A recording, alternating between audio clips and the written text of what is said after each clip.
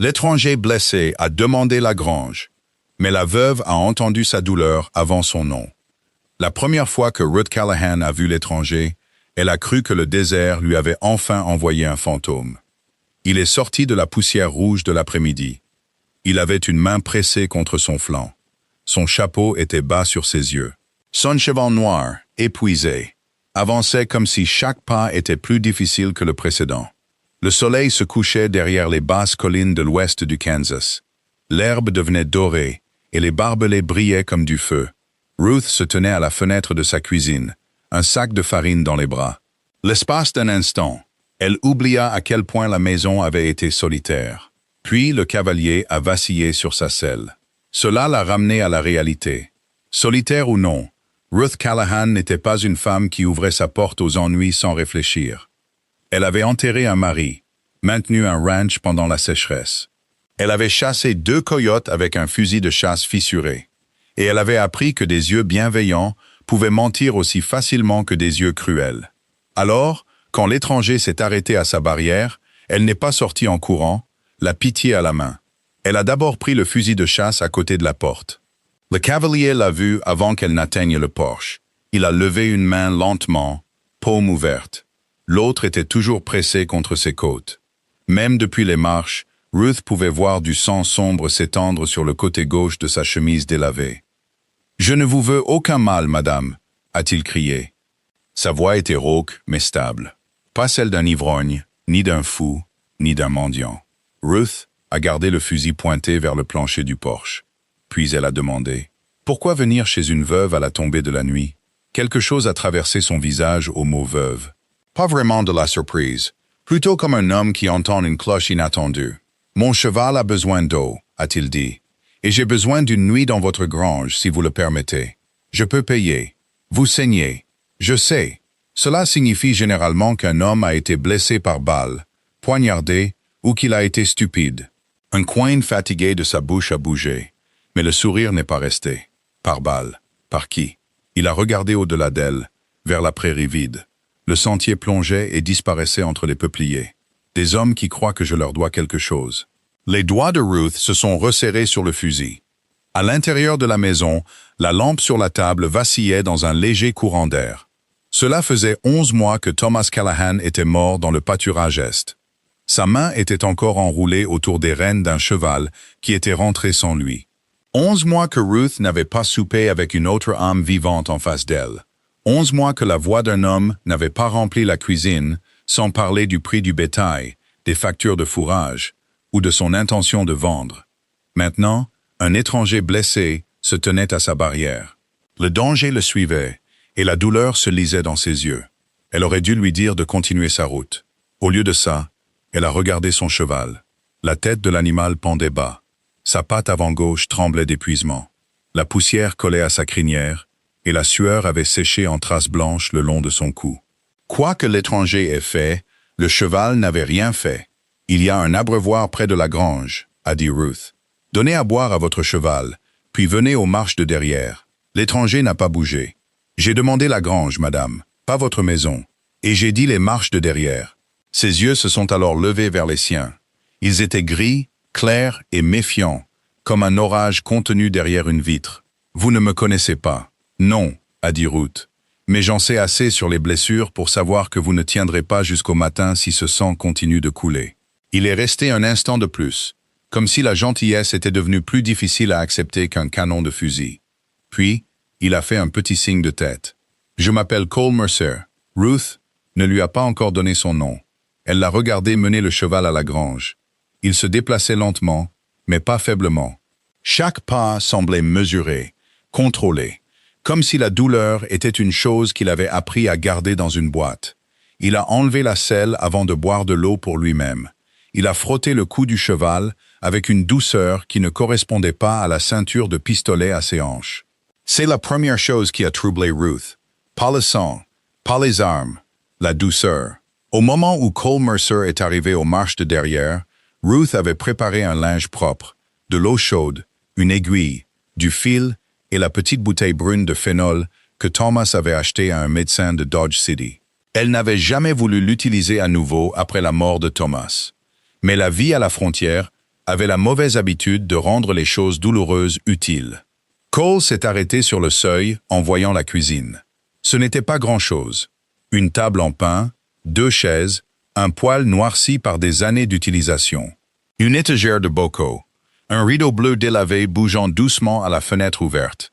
Mais son visage a changé, comme s'il s'était approché de quelque chose qu'il ne pensait pas mériter. « Asseyez-vous » a dit Ruth. Il s'est assis. Quand il a dégagé sa chemise de son flanc, Ruth a pris une profonde inspiration. La blessure était une éraflure profonde le long de ses côtes, rouge et à vif. Mais la balle était passée sans toucher d'organe. Douloureux, dangereux si on la laissait s'infecter, mais pas mortel si on la soignait correctement. « Vous avez eu de la chance » a-t-elle dit. Cole a baissé les yeux sur la blessure. Ce n'est pas le mot que j'aurais utilisé. Si, quand on a vu pire. Il n'a pas répondu. Elle a nettoyé la blessure pendant qu'il s'agrippait au bord de la table. Ses jointures ont blanchi, mais il n'a jamais juré, jamais attrapé son poignet, jamais fait un seul geste brusque. Dehors, son cheval a bougé dans la grange. Une charnière mal fixée claquait dans le vent du soir. La maison semblait trop silencieuse autour d'eux. Pourtant, elle n'était pas vide de la même manière que le matin même. « Quel genre d'homme vous poursuivait » a demandé Ruth.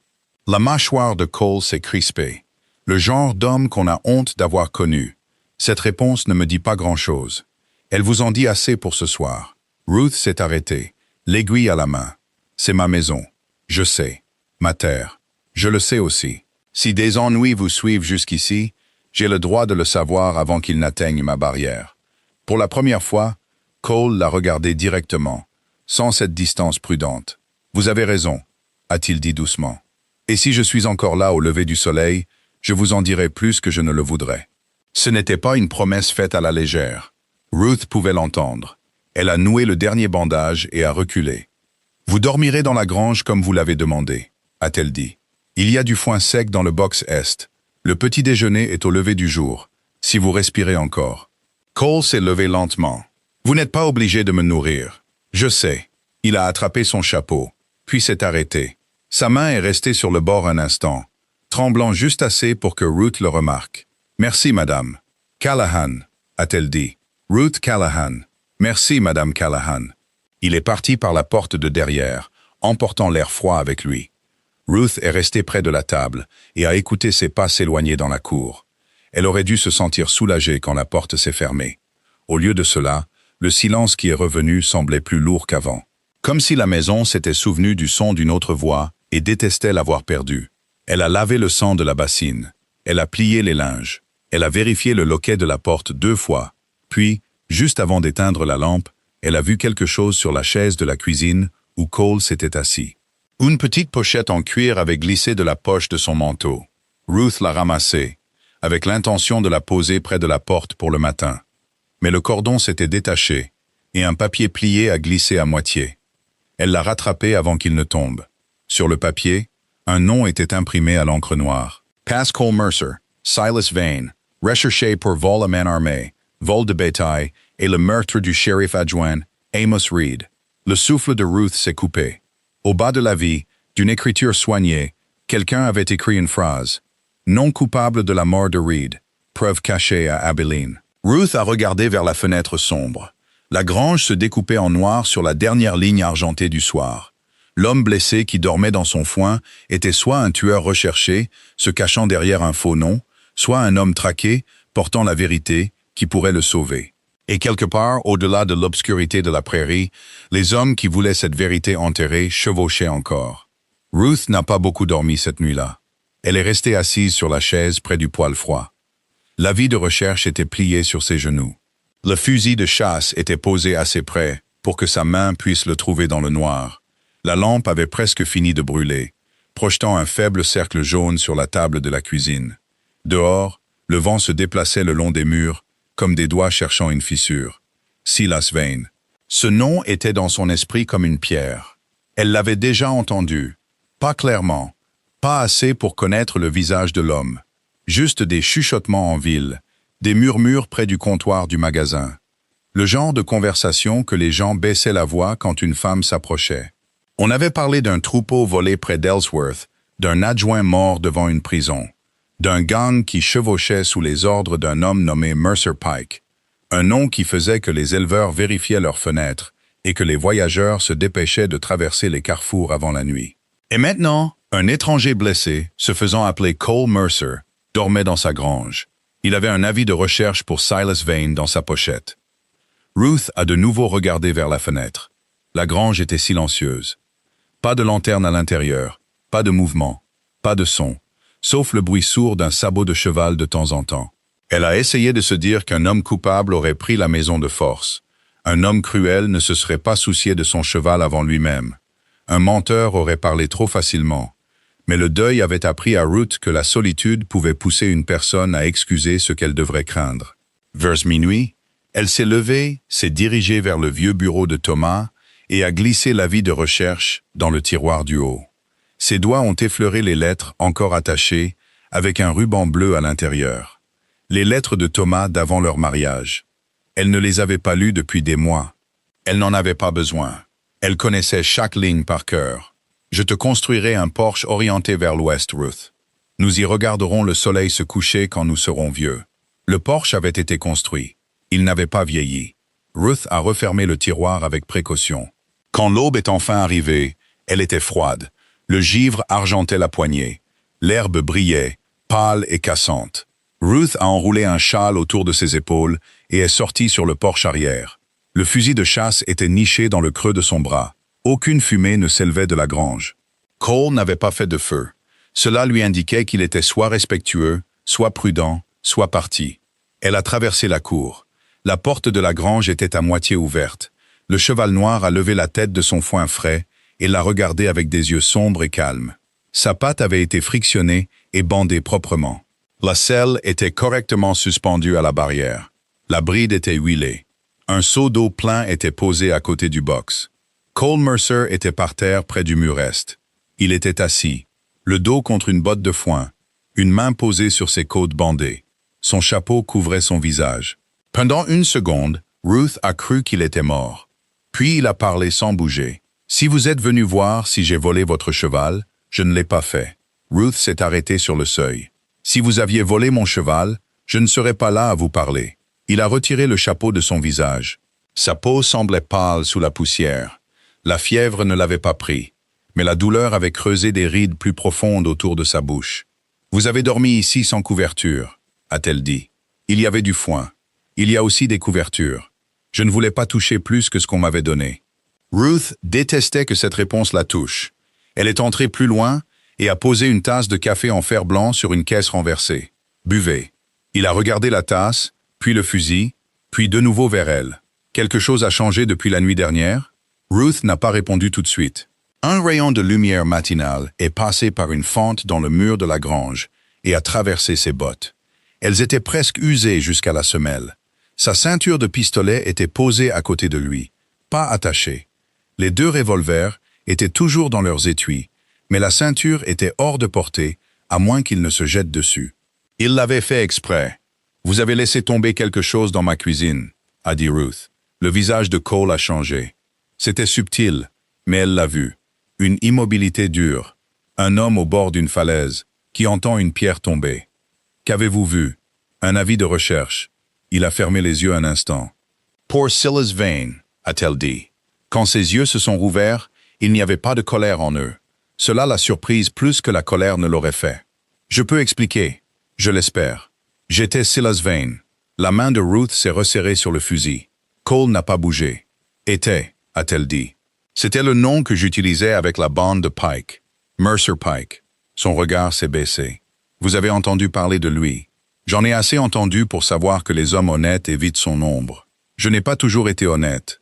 Les mots étaient calmes, pas polis, pas destinés à gagner sa pitié. » Ruth se tenait là, l'air froid pressant son dos et l'odeur du foin autour d'elle. Il y a 1 an, Thomas se serait interposé entre elle et un homme comme celui-ci. Il y a 11 mois, elle aurait peut-être souhaité cela, mais la terre l'avait forcée à devenir son propre rempart. Elle n'a pas reculé. « Avez-vous tué le shérif adjoint Reed? » « Non. »« Avez-vous volé du bétail? » « J'ai aidé à déplacer du bétail qui n'appartenait pas à Pike. » C'est une réponse prudente. C'est la réponse honnête. Honnête ne veut pas dire innocent. « Non, madame. » a dit Cole. Ça ne veut pas dire ça. Le cheval a bougé dans son box. Le bruit sourd d'un sabot contre le bois a rempli l'espace entre eux. Cole a regardé vers la porte ouverte, vers le matin pâle au-delà. Mon nom est Cole Mercer. Silas Vane était le nom que Pike m'a donné. Les hommes avec des noms propres sont plus faciles à retrouver. J'ai travaillé pour lui pendant 4 ans. Je gardais les troupeaux, je recouvrais les dettes. Je me tenais près des portes pour que des hommes effrayés signent des papiers qu'ils n'auraient pas dû signer. Ruth a senti un frisson qui n'avait rien à voir avec le gel. Et le shérif adjoint Reed? Il a trouvé un registre. Des noms, des paiements, des titres de propriété, des pots de vin. Assez de preuves pour faire tomber Pike si elle parvenait à un juge qui n'était pas déjà acheté. Cole a dégluti difficilement. Reed est venu me voir parce que j'avais commencé à poser des questions. Il pensait que je pourrais l'aider à l'amener à Abilene. L'avez-vous fait? J'ai essayé. Sa voix s'est enrouée sur ces 2 mots. Ruth a étudié son visage. La douleur avait une façon de mettre les hommes à nu. Parfois, elle révélait la lâcheté. Parfois la cruauté. Parfois rien du tout. Sir Cole Mercer, elle montrait un chagrin qu'il portait comme une vieille marque au fer. Que s'est-il passé? Les hommes de Pike nous ont attrapés près d'une cabane au nord de Salina. Reed a caché une partie de la preuve avant qu'ils ne l'atteignent. Je les ai attirés au loin. Quand je suis revenu, il était mourant. Ruth est restée immobile. Il m'a donné l'emplacement dans son dernier souffle, a dit Cole. Puis les hommes de Pike l'ont trouvé et m'ont accusé. C'était plus facile comme ça. Un faux nom, un pistolero, pas de famille pour parler pour moi. Qui en douterait? Et la preuve? Toujours cachée. Ah, Abilene. Si les paroles de Reed étaient vraies, alors pourquoi chevauchez-vous vers l'ouest au lieu d'y aller? Son regard a croisé le sien. Parce que 3 hommes m'ont suivi en sortant de Hayes. Si je les menais directement à la preuve, Pike l'aurait fait brûler avant le coucher du soleil. J'essayais d'abord de les semer. Ruth s'est souvenue du sang sur sa chemise, de la façon dont il avait regardé la route de la vallée avant de répondre à de simples questions. Les avez-vous semés? Je le pensais. Ce n'est pas un oui. Non, a-t-il dit. Ce n'en est pas un. La vérité s'est installée entre eux, plus froide que le matin. Ruth a regardé l'homme assis dans sa grange. Un ancien hors-la-loi, un témoin traqué, un étranger qui pourrait amener le danger à la seule maison qui lui restait. Elle aurait dû lui ordonner de quitter les lieux et envoyer un mot en ville. Elle aurait dû faire la chose difficile et sensée. Mais alors Cole a essayé de se lever, et son visage a blêmi. Il a attrapé la botte de foin d'une main, le souffle coupé. Ruth a bougé sans réfléchir, s'avançant et lui saisissant le bras pour le stabiliser. Pendant un instant, ils ont été assez proches pour qu'elle voie la petite cicatrice le long de sa mâchoire, la poussière sur ses cils, la honte qu'il essayait de cacher derrière le silence. Il a regardé sa main sur sa manche. « Vous devriez me renvoyer, a-t-il dit. »« Oui, » a répondu Ruth, mais elle n'a pas lâché prise. La porte de la grange a grincé derrière elle dans le vent. Loin sur la route de la vallée, un corbeau s'est envolé d'un piquet de clôture et a traversé le ciel pâle. Ruth l'a relâché lentement. « Vous n'irez nulle part aujourd'hui, » a-t-elle dit. « Madame Callahan, vous allez rouvrir cette blessure avant d'atteindre le ruisseau. Si les cavaliers de Pike viennent ici, vous regretterez que je ne sois pas parti. Si les cavaliers de Pike viennent ici, je préférerais le savoir avant qu'ils n'atteignent mon porche. » Cole la dévisagea, comme s'il ne comprenait pas le genre de courage qui reste au lieu de fuir. Ruth a pris sa ceinture de pistolet du sol et l'a accrochée à un piquet hors de sa portée. « Vous les récupérerez quand je vous ferai plus confiance que je ne vous crains. » Pour la première fois ce matin-là, quelque chose qui ressemblait presque à du respect a adouci ses yeux.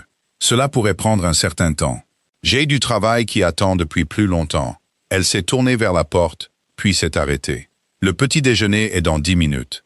Après ça, vous me direz tout ce que vous vous souvenez des hommes qui vous suivent. Et si je refuse? » Ruth s'est retournée vers lui. « Alors vous pourrez expliquer à votre cheval pourquoi il prend son petit déjeuner et pas vous. » La bouche de Cole a tressailli, mais le sourire s'est estompé quand un autre son a roulé faiblement sur la terre ouverte. Pas le tonnerre, des sabots. Ruth et Cole se sont tous deux tournés vers la route de la vallée. Au début, il n'y avait que de l'herbe pâle, du vent et le long sentier vide. Puis, au-delà des peupliers, une fine ligne de poussière brune a commencé à s'élever. Le visage de Cole s'est figé. Ruth a su avant qu'il ne parle. « Ils ont trouvé la vallée », a-t-il dit. La poussière au-delà des peupliers s'élevait lentement et régulièrement, comme un avertissement qui avait pris la forme de la route. Ruth se tenait sur le seuil de la grange, l'air froid du matin sur son visage, et la regardait monter. Un cavalier pouvait soulever de la poussière s'il forçait l'allure. Deux pouvaient faire de même, mais celle-ci était plus large, plus épaisse, brisée par des points sombres qui apparaissaient et disparaissaient le long du virage. Cole a tendu la main vers le mur, pas pour l'équilibre cette fois, mais parce que chaque partie de lui s'était aiguisée. « Combien ?» a demandé Ruth. Il a plissé les yeux. « Je ne peux pas encore le dire. Devinez. 3, peut-être 4. Vous avez dit que 3 vous suivaient en sortant de Hayes. J'ai dit 3 que j'ai vus. » Ruth l'a regardé. « Vous avez l'habitude d'omettre des détails importants. Quand ils maintiennent les gens en vie. Ce n'est pas aussi réconfortant que vous le pensez. » Il s'est détourné de la route et a regardé vers la maison. « Avez-vous une cave? Un abri anti-tornade sous le garde-manger. Bien, allez-y. Prenez de l'eau, des cartouches et l'argent que vous cachez. S'ils arrivent et demandent, vous ne m'avez jamais vu. » Ruth a eu un petit rire sans joie. « Vous pensez que des hommes qui vous suivent croiront qu'un cheval qui saigne et un bandage frais sont apparus par miracle? Ils n'ont pas besoin de le croire. Ils ont seulement besoin de ne pas vous trouver. Je ne vais pas me cacher sous mon propre plancher pendant que des étrangers saccagent ma terre. » La mâchoire de Cole s'est crispée. « Madame Callahan, ce n'est pas le moment de s'entêter. Ces hommes ne sont pas des marchands de fourrage mal élevés. »« Non, » a-t-elle dit. « Ce sont des hommes qui pensent qu'une veuve seule est une proie facile. » Les mots sont sortis plus durs qu'elle ne s'y attendait. Pendant une seconde, elle a entendu tous les mois passer derrière eux. Le banquier qui avait souri trop gentiment en lui demandant si elle voulait vendre avant que l'hiver ne la brise. Le voisin qui disait qu'une femme n'avait rien à faire à gérer du bétail sans la main d'un homme. Les hommes en ville qui parlaient au bord de son chapeau au lieu de la regarder dans les yeux.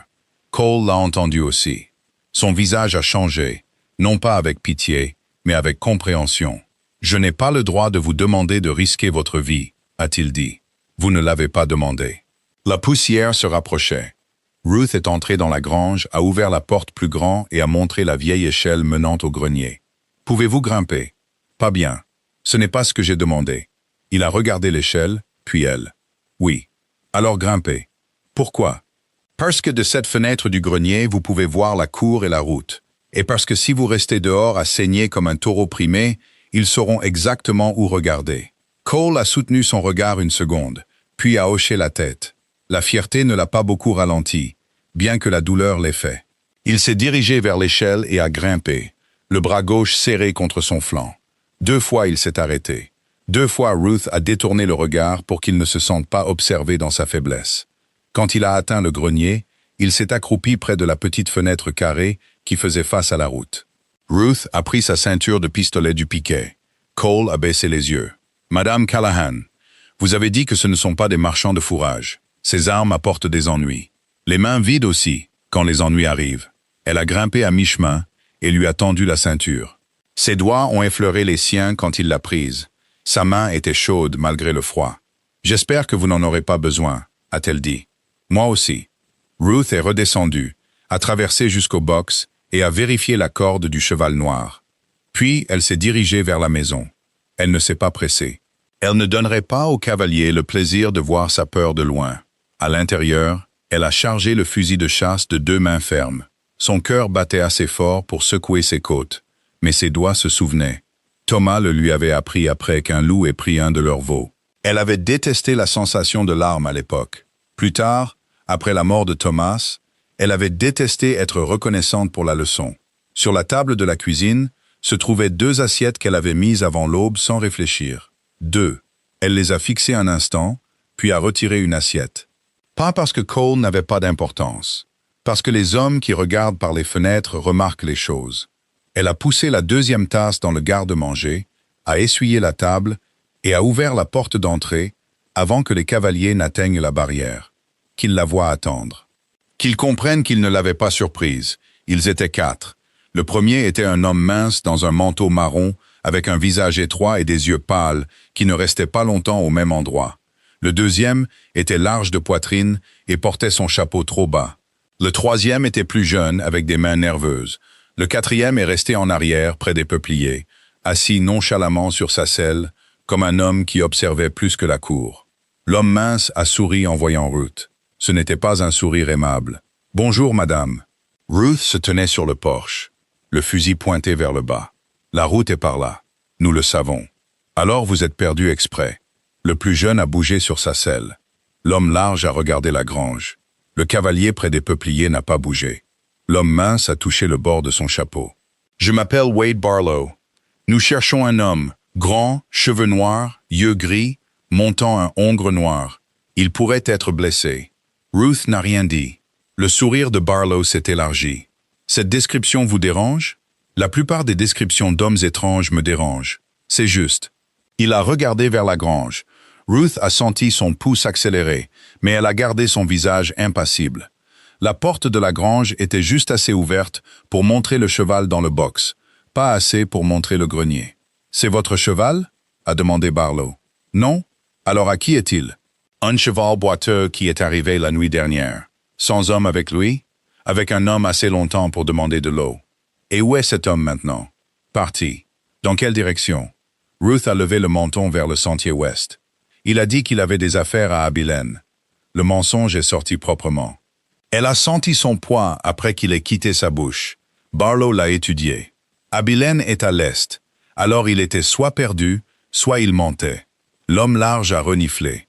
Le jeune cavalier a presque souri avant que Barlow ne le regarde et n'efface le sourire de son visage.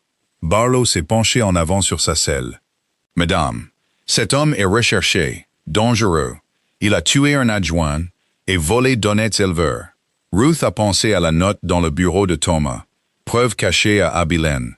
Les honnêtes éleveurs ont une étrange façon d'envoyer 4 cavaliers après un seul homme blessé, a-t-elle dit.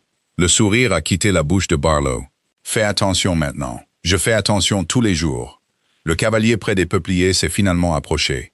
Son visage est devenu plus clair, plus âgé que les autres, la barbe striée de gris. Il n'a pas regardé Ruth en premier. Il a regardé la fenêtre du grenier de la grange. Ruth a senti l'air changer. Du grenier, aucun son ne venait. Le cavalier plus âgé a parlé doucement. « Ça vous dérange si on jette un œil? » « Oui. » Barlow a tourné la tête. « Madame, ça me dérange. Nous avons des raisons. Vous n'avez pas de badge. Nous avons l'autorité. Pas sur ma terre. » La main de l'homme large est tombée près de son revolver. Ruth a levé le fusil à son épaule si doucement que même elle en a été surprise. Les planches du porche ont grincé sous ses pieds. « Bougez encore cette main, » a-t-elle dit, « et vos amis vous emporteront avec moins de fierté que vous n'êtes arrivé. » Pendant un moment, personne n'a respiré. Même les chevaux semblaient comprendre. Puis Barlow a ri doucement, mais il y avait de la colère sous ce rire. « Vous avez la langue bien pendue pour une femme seule. » Ruth a tenu le fusil fermement. Une femme seule apprend ce que coûte une langue molle. Au-dessus d'eux, caché dans l'ombre, Cole observait par la fenêtre du grenier, la main près de son arme. Ruth ne pouvait pas le voir, mais elle sentait son immobilité comme un second battement de cœur dans la cour. Barlow a regardé de Ruth à la grange, puis vers la maison. Ses yeux se sont arrêtés sur la fenêtre, sur la pompe, sur les empreintes de sabots fraîches dans la boue. Il savait. Pas assez pour le prouver, assez pour en profiter. « Nous reviendrons », a-t-il dit. Cela semble être une habitude chez les hommes indésirables. Le visage du jeune cavalier a rougi. Le plus large a lancé un regard noir. Le cavalier plus âgé observait toujours la fenêtre du grenier. Barlow a touché son chapeau. « Quand Silas Vane repassera par ici, dites-lui que Mercer Pike veut ce qu'il a volé. » Ruth n'a pas scié. « Je ne transmets pas de message pour les criminels. » Barlow a souri à nouveau. « Non, madame, vous les abritez. » Il a fait demi-tour. Les 4 cavaliers sont repartis vers la route de la vallée, lentement, comme pour la défier de tirer après eux. Ruth a gardé le fusil levé, jusqu'à ce qu'ils atteignent les peupliers. Ce n'est que lorsque la poussière les a avalés, que ses bras ont commencé à trembler. Elle a baissé l'arme. Pendant plusieurs longues respirations, elle est restée sur le porche, fixant la route vide. Puis la voix de Cole est venue de derrière elle. « Vous avez bien menti. » Ruth s'est retournée. Il était descendu du grenier et avait traversé la cour sans qu'elle l'entende. Son visage était de nouveau pâle, mais ses yeux étaient fixés sur la route, avec un regard dur et troublé. « Vous avez remarqué? J'ai remarqué que vous les avez envoyés vers Abilene. Vous avez dit que la preuve était là-bas. J'ai aussi dit que j'essayais de ne pas les y conduire. » L'estomac de Ruth s'est noué. Le mensonge qui avait semblé intelligent une minute auparavant s'ouvrait maintenant sous elle comme une trappe. Cole la regardait, et il n'y avait aucun blâme sur son visage. Cela a presque empiré les choses. « S'ils vous croient, a-t-il dit, ils chevaucheront vers l'est. S'ils chevauchent vers l'est, ils pourraient atteindre Abilene avant nous. Avant nous ?» Le mot lui a échappé avant qu'elle ne puisse le retenir. Cole s'est tourné complètement vers elle. « Je ne peux pas rester ici et attendre que les hommes de Pike reviennent en plus grand nombre. Et je ne peux pas les laisser trouver la preuve de Reed en premier. » Ruth a jeté un coup d'œil au porche, au champ, à la grange, à la maison que Thomas avait construite planche par planche de ses propres mains. « C'est mon ranch, » a-t-elle dit. « Je sais. Mon bétail, ma terre, la tombe de mon mari. Je le sais aussi. » Mais la route s'étendait, ouverte, au-delà de la barrière. La poussière flottait encore, là où les cavaliers étaient passés. Et quelque part, loin à l'est, une preuve cachée pouvait décider si Cole Mercer était un tueur ou un homme essayant de sortir de l'ombre d'un autre. La gorge de Ruth s'est serrée. Elle avait passé 11 mois à essayer d'empêcher le monde de lui prendre une chose de plus. Maintenant, le monde était venu directement à sa barrière et lui demandait de choisir. La voix de Cole s'est adoucie. « Vous n'êtes pas obligé de venir. » Ruth a baissé les yeux sur le fusil dans ses mains, puis vers la grange où le cheval noir attendait. Puis, à la fenêtre solitaire de la cuisine, où une tasse était sur la table et une autre avait été cachée. Un calme étrange s'est installé en elle. « Non, » a-t-elle dit. « Mais si mon mensonge a envoyé ces hommes vers la vérité, alors je ne resterai pas ici à prétendre que ce n'est pas le cas. » Cole la dévisagea. Ruth a descendu les marches du porche. « Nous partons avant midi, » a-t-elle dit. Et pour la première fois depuis la mort de Thomas, Ruth Callahan s'est détournée de la sécurité de sa propre maison et a marché vers un danger qu'elle avait choisi. À midi, le ranch Callahan semblait retenir son souffle. Ruth se déplaçait dans la maison avec une détermination rapide et silencieuse. Elle n'emballait que ce qui pouvait tenir dans 2 sacoches et un sac de couchage. Du café, des biscuits durs, des pommes séchées, une petite bourse de pièces, une boîte de pommade, une aiguille et du fil, des cartouches supplémentaires, et la vieille carte de Thomas des Sentiers, entre son ranch et Abilene. Elle a pris la carte du tiroir avec soin, l'étalant sur la table de la cuisine, comme si la toucher trop brusquement pouvait réveiller le passé. Thomas avait marqué des endroits au crayon. Bonne eau. Mauvais passage. Ne pas camper près des peupliers ici.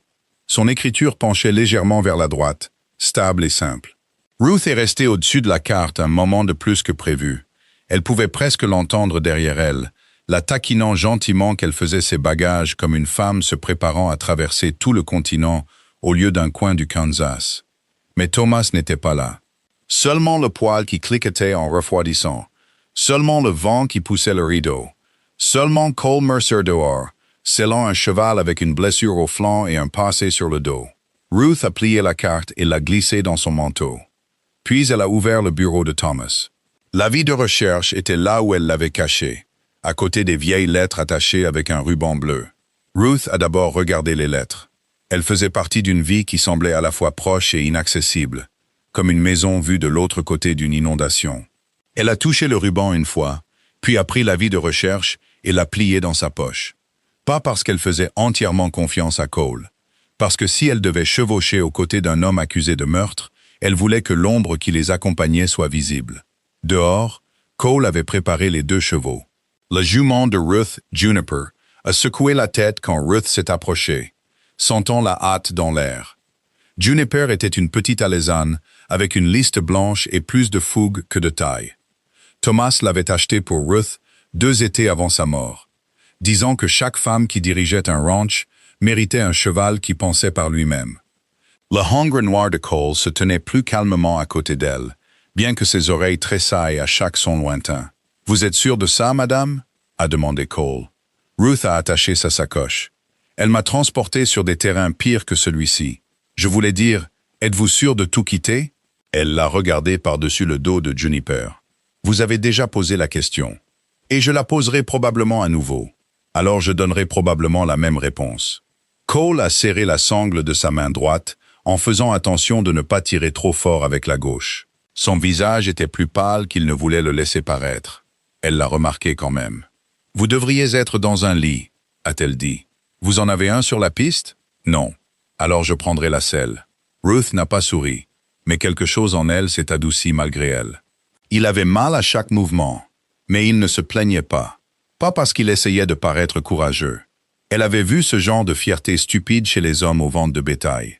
Le silence de Cole était différent. C'était une habitude construite au fil des années, sans endroit sûr pour être faible. Elle connaissait quelque chose des habitudes nées du chagrin. Avant de monter, elle a regardé une fois vers le chêne derrière la maison. La tombe de Thomas se trouvait là, sous un simple marqueur en bois, ombragé par des branches nues qui ne feuilleraient pas avant le printemps. Ruth avait prévu de blanchir le marqueur avant l'hiver. Elle avait prévu de réparer la clôture sud. Elle avait prévu de rester exactement là où le deuil l'avait laissé et d'appeler cela de la loyauté.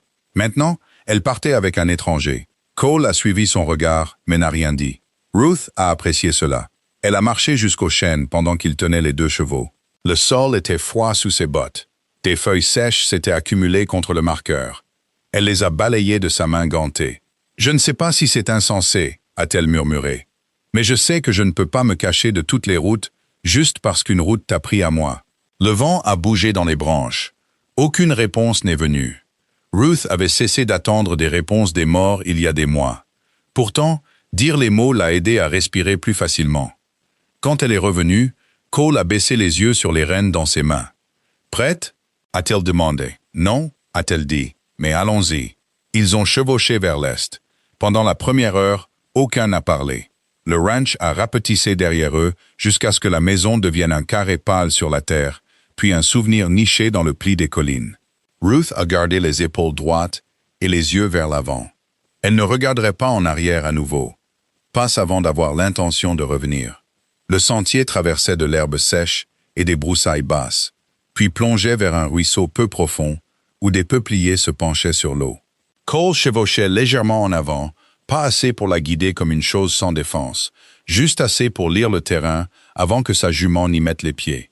Son hongre noir se déplaçait mieux après le repos, mais pas avec toute sa force. Ruth observait la terre comme Thomas le lui avait appris. Des traces fraîches, des herbes cassées, une traînée de boue où des sabots avaient traversé plus tôt ce matin-là. Au ruisseau, Cole a mis pied à terre lentement et s'est accroupi près de la rive. Sa mâchoire s'est crispée quand la blessure a tiré. Ruth est restée en selle, scrutant la lisière des arbres. « 4 chevaux, a-t-il dit, les mêmes cavaliers. À quelle distance? 2, peut-être 3 heures. Pouvons-nous les rattraper? Pas si je veux garder mes points de suture à l'intérieur de moi. Ça semble utile. » Il a levé les yeux vers elle. « Vous parlez toujours aussi calmement quand les ennuis sont proches? »« Non, parfois je parle plus calmement. » Cette fois, il a souri, un sourire petit, bref, mais réel. Puis ses yeux se sont de nouveau posés sur la boue, et le sourire a disparu. Ils se sont séparés ici. Ruth s'est penchée en avant. Séparés? 3 ont continué vers l'est. 1 a tourné vers le sud. Pourquoi? Pour faire une boucle. Cole s'est levé, regardant vers la basse crête au-delà du ruisseau. Barlow est prudent. Il enverra un homme derrière pour voir si je quitte le ranch. L'estomac de Ruth s'est noué. Alors il pourrait trouver nos traces. Il les trouvera. Et nous suivre. Probablement. Elle a regardé vers la campagne ouverte derrière eux. La piste qu'ils avaient prise était clairement visible dans la poussière. Sa décision lui a soudain semblé visible au monde entier. Cole est remonté en selle avec effort. Nous devons quitter la route principale. Connaissez-vous un autre chemin pour Abilene? Je connais un chemin pire. Ce n'est pas une recommandation. C'en est une, si des hommes avec de meilleurs chevaux attendent sur le chemin facile. Ils ont tourné vers le nord avant que le ruisseau ne s'élargisse, suivant un étroit sentier de bétail qui grimpait à travers de l'herbe pâle et des affleurements de grès. Le vent est devenu plus fort sur la crête. Il tirait sur le bonnet de Ruth et pressait sa jupe contre la selle. En dessous d'eux, la vallée s'étendait, large, dorée et brune, sous un ciel bleu dur. Pendant un instant, Ruth a oublié le danger. Elle avait vécu à moins d'une journée de cheval de cette crête, pendant 9 ans, et n'avait jamais vu son propre pays de cette hauteur. Le ranch Callahan se trouvait quelque part au-delà des plis occidentaux, caché maintenant, n'étant plus le monde entier. La pensée l'a effrayé et libéré en même temps. Cole chevauchait à ses côtés. « Ça va ?» Ruth a hoché la tête. « Je ne savais pas que la terre paraissait si vaste d'ici. »« C'est ce qu'elle fait, » a-t-il dit. Ça fait se sentir petit. Est-ce que ça vous réconforte? Parfois. Parfois, ça me rappelle que j'ai trop fait cas de ma propre ruine. Ruth l'a regardé. On dirait un homme qui a passé trop de temps seul. C'est le cas. Moi aussi. Les mots se sont posés doucement entre eux. Ils ont continué à chevaucher jusqu'à ce que la lumière de l'après-midi s'incline. La force de Cole a commencé à décliner près d'un ravin sec, où la sauge poussait épaisse le long des rives. Il a essayé de le cacher, en ajustant son chapeau, et en se redressant sur sa selle. Mais Ruth a vu la pâleur de son visage. « On s'arrête, a-t-elle dit. Nous avons encore 2 heures de lumière, et vous avez 10 minutes avant de tomber de ce cheval. Je ne tomberai pas. Non, parce que nous nous arrêtons. » Il a semblé prêt à discuter, puis a semblé décider qu'il n'avait pas de force à gaspiller pour ça. Ils ont mené les chevaux dans le ravin, où les rives bloquaient le vent. Ruth a ramassé des broussailles pendant que Cole vérifiait la piste arrière depuis une hauteur. Quand il est revenu, elle avait allumé un petit feu derrière un écran de pierre. Il l'a regardé, puis elle. « Petite flamme, a-t-elle dit, avant qu'il ne puisse parler. Peu de fumée. Je ne suis pas novice en matière de prudence. Je suis en train de l'apprendre. » Elle a fait chauffer du café et a partagé des biscuits avec un couteau. Cole s'est assis, le dos contre la rive, une main pressée près de son bandage. À la lumière orangée du feu, il ressemblait moins au non dangereux sur l'avis de recherche et plus à un homme qui avait fui le sommeil depuis trop longtemps. Ruth lui a tendu une tasse. « Parlez-moi du shérif adjoint Reed. » Cole a fixé le café. Pendant un moment, elle a pensé qu'il refuserait. Puis il a dit « Il était plus jeune que moi. » Ruth a attendu. Il avait une femme à Abilene, une petite fille. Il portait un ruban dans sa poche, bleu. Il disait que sa fille le nouait autour de son poignet avant chaque voyage pour qu'il se souvienne de rentrer à la maison. Cole a dégluti, et le feu a crépité doucement entre eux. Quand les hommes de Pike nous ont coincés, Reed m'a dit de fuir avec le registre. Je lui ai dit que nous pouvions tous les deux nous en sortir. Il s'est moqué de moi, même à ce moment-là. Il a dit que j'avais passé trop de temps avec de mauvaises personnes si je pensais que le monde offrait des choix justes. Ruth a baissé les yeux sur ses mains. Des choix justes. La frontière n'en offrait pas beaucoup. La voix de Cole est devenue plus basse. Je l'ai laissé parce qu'il me l'a ordonné. Mais laisser un homme mourant, même pour une raison, c'est toujours comme l'abandonner. La colère de Ruth envers lui a changé de forme. Elle n'a pas disparu. Elle est devenue quelque chose de plus difficile à nommer. Thomas est mort seul dans un pâturage, a-t-elle dit doucement. Pendant des mois, je me suis reproché de ne pas l'avoir trouvé plus tôt. Comme si le chagrin pouvait remonter le temps s'il me punissait assez. Cole l'a regardé à travers le feu. « Est-ce que ça a marché ?» a-t-il demandé. « Non, le mien non plus. » La lumière du feu se déplaçait sur son visage. Pour la première fois, Ruth n'y a pas seulement vu de la culpabilité, mais l'épuisement de porter cette culpabilité plus longtemps que n'importe quel homme ne le devrait. Un bruit a craqué au loin. Ils se sont tous les deux figés. Pas le tonnerre, pas une branche. Un cheval qui s'ébroue. Cole a attrapé son arme. Ruth a fermé la main sur le fusil à côté de sa couverture. Au-dessus du ravin, une forme s'est déplacée contre la dernière bande de ciel. Un cavalier, qui observait. Puis la forme a disparu. Cole s'est levé trop vite. La douleur l'a saisi, mais la peur l'a poussé à traverser. Ruth a jeté de la terre sur le feu, jusqu'à ce que l'obscurité avale la lueur. La nuit est devenue silencieuse autour d'eux. Cole s'est penché près d'elle, sa voix à peine plus qu'un souffle. Il a trouvé notre piste. Ruth a saisi le fusil et a levé les yeux vers la crête noire. Pour la première fois, elle a compris que quitter la maison ne les avait pas éloignés du danger. Cela avait emporté le danger avec eux dans l'obscurité. Le cavalier n'est pas descendu dans le ravin. C'était la première pitié. La seconde était que la lune n'était pas encore assez haute pour argenter le sol. L'obscurité tenait encore bon parmi la sauge et l'herbe sèche, offrant à Ruth et Cole une mince couverture. Ils se tenaient côte à côte sous la rive, écoutant la nuit respirer au-dessus d'eux. Ruth pouvait entendre son propre pouls dans ses oreilles. La main de Cole planait près de son revolver, mais il ne l'a pas dégainé. Son visage était tourné vers le haut, vif et immobile, lisant des sons que Ruth pouvait à peine percevoir. Un léger tintement, un cheval qui déplace son poids, le frottement d'un étrier contre le cuir. Puis plus rien. L'attente était pire qu'un cri. Ruth s'est penchée assez près pour murmurer. « Est-il seul ?»« Pour l'instant. Vous semblez certain. Je semble plein d'espoir. Cette réponse ne l'a pas réconforté. Au-dessus d'eux, le cheval s'est de nouveau ébroué, plus loin sur la gauche cette fois. Le cavalier se déplaçait le long de la crête. Ne partons pas, guettant la lumière d'un feu, écoutant les chevaux, attendant un son imprudent. Ruth a pensé à son ranch, à la table de la cuisine, au porche que Thomas avait construit face à l'ouest. Ces choses semblaient très loin maintenant.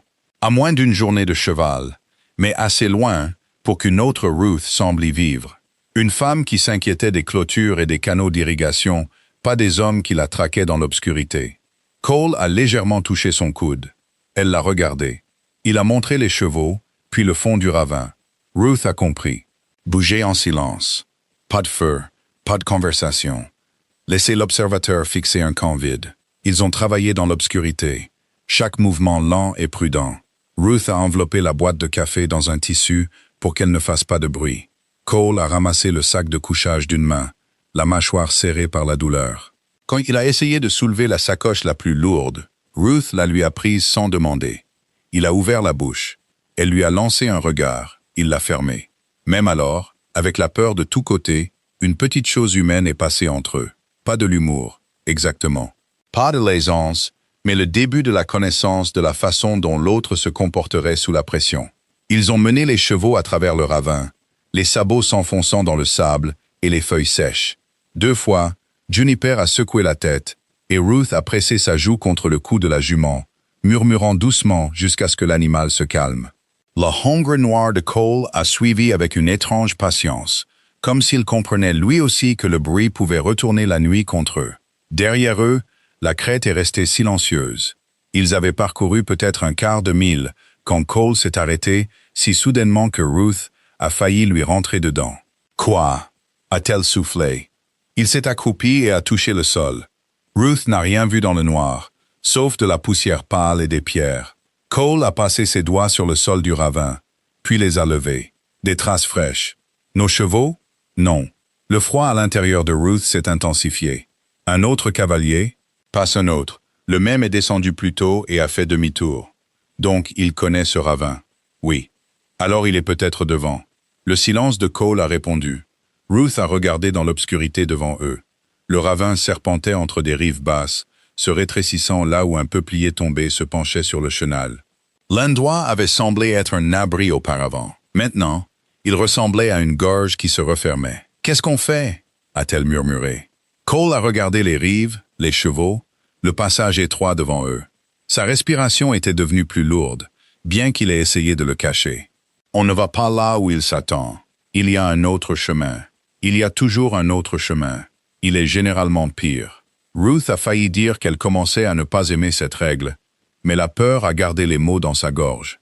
Cole les a menés sur la rive droite, où la terre meuble glissait sous leurs bottes.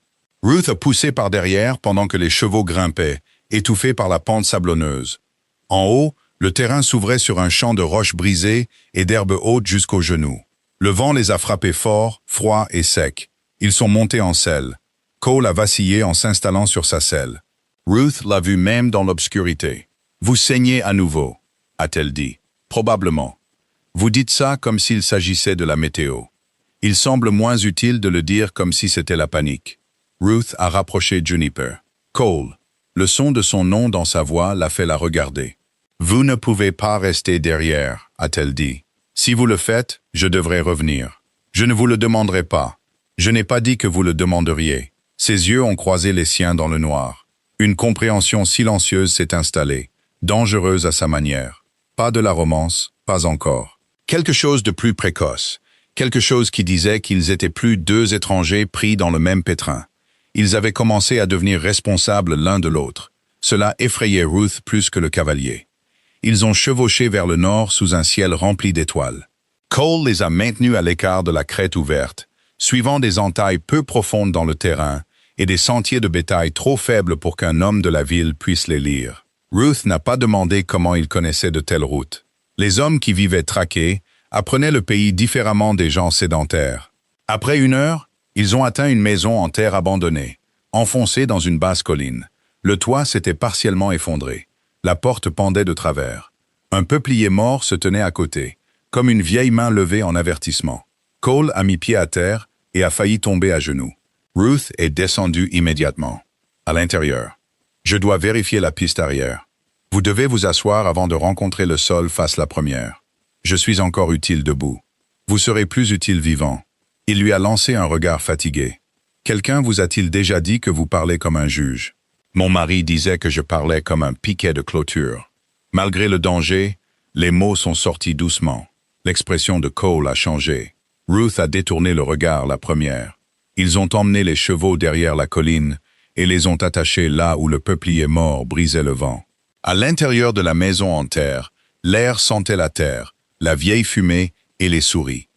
Ruth a trouvé assez d'herbes sèches dans un coin pour faire un endroit où Cole pourrait s'asseoir. Il n'a résisté que jusqu'à ce que le bandage apparaisse sombre à travers sa chemise. Alors il a cessé de résister. Ruth n'a pas allumé de feu. Elle a travaillé au toucher et à la lumière des étoiles qui passaient par le toit brisé. Quand elle a retiré le bandage, ses doigts sont revenus chauds et humides. « Vous l'avez déchiré », a-t-elle dit, en grimpant. « Fuir des hommes qui veulent votre mort est dur pour les points de suture. Je m'en souviendrai pour la prochaine fois. Il vaut mieux qu'il n'y ait pas de prochaine fois. » Cole a appuyé sa tête contre le mur de terre et a fermé les yeux pendant qu'elle nettoyait à nouveau la blessure. Elle s'attendait à ce qu'il se durcisse dans le silence, mais après un moment, il a parlé. La fille du shérif adjoint Reed s'appelait Lily. Ruth s'est arrêtée. Cole a gardé les yeux fermés. Il m'a dit ça pendant que nous attendions dans la cabane. Il a dit qu'elle avait perdu 2 dents de devant et parlait avec un sifflement. Il a dit qu'elle voulait un ruban rouge ensuite, parce que le bleu était pour les bébés. Ruth a enroulé le tissu autour de ses côtes avec précaution. « Pourquoi me dites-vous ça? Parce que si je meurs avant Abilene, quelqu'un devrait savoir pourquoi nous y allions. » Les mots ont frappé Ruth plus fort qu'elle ne s'y attendait. Elle a serré le bandage trop fort, et Cole a eu une inspiration brusque. « Désolé, a-t-elle dit. Ce n'est rien. Non, ce n'est pas rien. » Sa voix est sortie basse, mais féroce. « Ne parlez pas comme si mourir était déjà un plan. Je n'ai pas quitté ma terre pour porter vos dernières paroles à une enfant que je n'ai jamais rencontrée. » Cole a ouvert les yeux. Les mains de Ruth étaient toujours sur le bandage. À la lumière brisée des étoiles, son visage semblait dépouillé de toute vieille défense. « J'ai vu un homme bon quitter ce monde sans avertissement, » a-t-elle dit. « Je ne resterai pas poliment assise pendant qu'un autre se prépare à faire de même. » La maison en terre est devenue très silencieuse. Cole a dégluti. « Vous pensez que je suis un homme bon? » Ruth a baissé les yeux sur ses mains, puis est revenue à lui. « Je pense que vous essayez d'en devenir un. Certains jours, c'est peut-être plus difficile. » Pendant un long moment, il n'a pas parlé. Puis il a dit « Personne ne m'a dit quelque chose comme ça depuis des années. » Ruth a reculé et a commencé à plier le tissu ensanglanté, bien qu'il n'y ait pas besoin de le plier si soigneusement. Ses propres mots l'avaient surprise. Plus que ça, le sentiment derrière eux l'avait surprise. Dehors, le vent est passé sur le toit de terre. Une planche mal fixée a tapé quelque part dans le noir. Cole a fouillé dans la poche de son manteau et a sorti un petit objet enveloppé dans une toile cirée. Il l'a tendu. Ruth ne l'a pas pris tout de suite. Qu'est-ce que c'est? L'autre raison pour laquelle Pike veut qu'on me trouve. Elle a pris le paquet et l'a ouvert. À l'intérieur se trouvait une petite clé en laiton, ternie et usée sur les bords. Une bande de ruban bleu était nouée à son anneau. Le souffle de Ruth s'est coupé. « La clé de Reed », a-t-elle murmuré. Cole a hoché la tête. Il a dit que la preuve était cachée là où sa petite fille gardait le ruban du dimanche. Je ne savais pas ce qu'il voulait dire. Pas entièrement. Mais la clé ouvre quelque chose à Abilene. Un coffre peut-être, un bureau, un coffre-fort. Je la porte depuis la nuit de sa mort. Ruth tenait la clé dans sa paume. Elle était petite, presque sans poids, mais elle semblait porter l'espoir d'un homme mort, le ruban d'une enfant et la chance de Cole d'avoir une vie différente. Dehors, un léger craquement s'est fait entendre. Une brindille sous une botte. Cole a bougé avant que Ruth ne puisse respirer. Il lui a attrapé le poignet et l'a tiré à côté de lui, contre le mur de terre. Un autre son a suivi. Des pas lents près du peuplier mort. Quelqu'un avait trouvé la maison en terre. Ruth a senti la main de Cole se resserrer sur la sienne dans le noir. Puis une voix à l'extérieur a murmuré. « Silas Vane, tu es là-dedans » Le nom s'est glissé par la porte brisée comme un couteau. Cole n'a pas répondu. La clé en laiton reposait entre les doigts de Ruth, froide comme l'hiver. Et l'homme à l'extérieur s'est approché. L'homme à l'extérieur attendait une réponse. Ruth pouvait sentir le souffle de Cole retenu à côté d'elle dans le noir. Sa main serrait toujours son poignet, pas assez fort pour faire mal, juste assez pour l'avertir de ne pas bouger. La clé en laiton était froide dans sa paume, le ruban bleu écrasé entre ses doigts. Silas Vane a de nouveau appelé la voix, plus doucement cette fois. « Je sais que tu es là-dedans. » La mâchoire de Cole s'est crispée. Ruth a entendu le lent grattement d'une botte près de l'entrée, puis un autre. L'homme ne se précipitait pas. Cela le rendait plus dangereux. Les hommes stupides chargent. Les hommes prudents écoutent d'abord. La maison en terre semblait se rétrécir autour d'eux.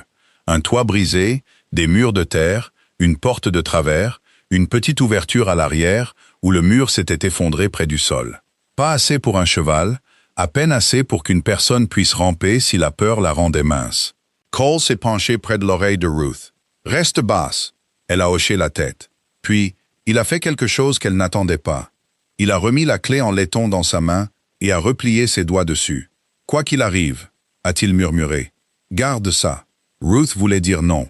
Elle voulait lui dire de ne pas parler comme un homme mesurant déjà sa tombe, mais il n'y avait pas le temps. L'homme à l'extérieur s'est approché. Pike a dit que tu fuyais comme un renard. Il avait raison, mais les renards ont aussi besoin de terrier. Cole s'est déplacé vers la porte, lentement malgré la douleur à son flanc. Ruth a attrapé le fusil de chasse posé près de son genou. La crosse en bois lui semblait familière et terrible sous sa main. « Qui est-ce » a-t-elle murmuré. Cole n'a pas regardé en arrière. Nate Rusk, le plus âgé du ranch? Oui. Est-il rapide? Les yeux de Cole sont restés sur l'entrée.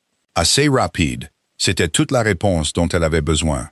Une ombre a traversé l'entrée brisée. Cole a parlé avant que l'homme ne puisse entrer.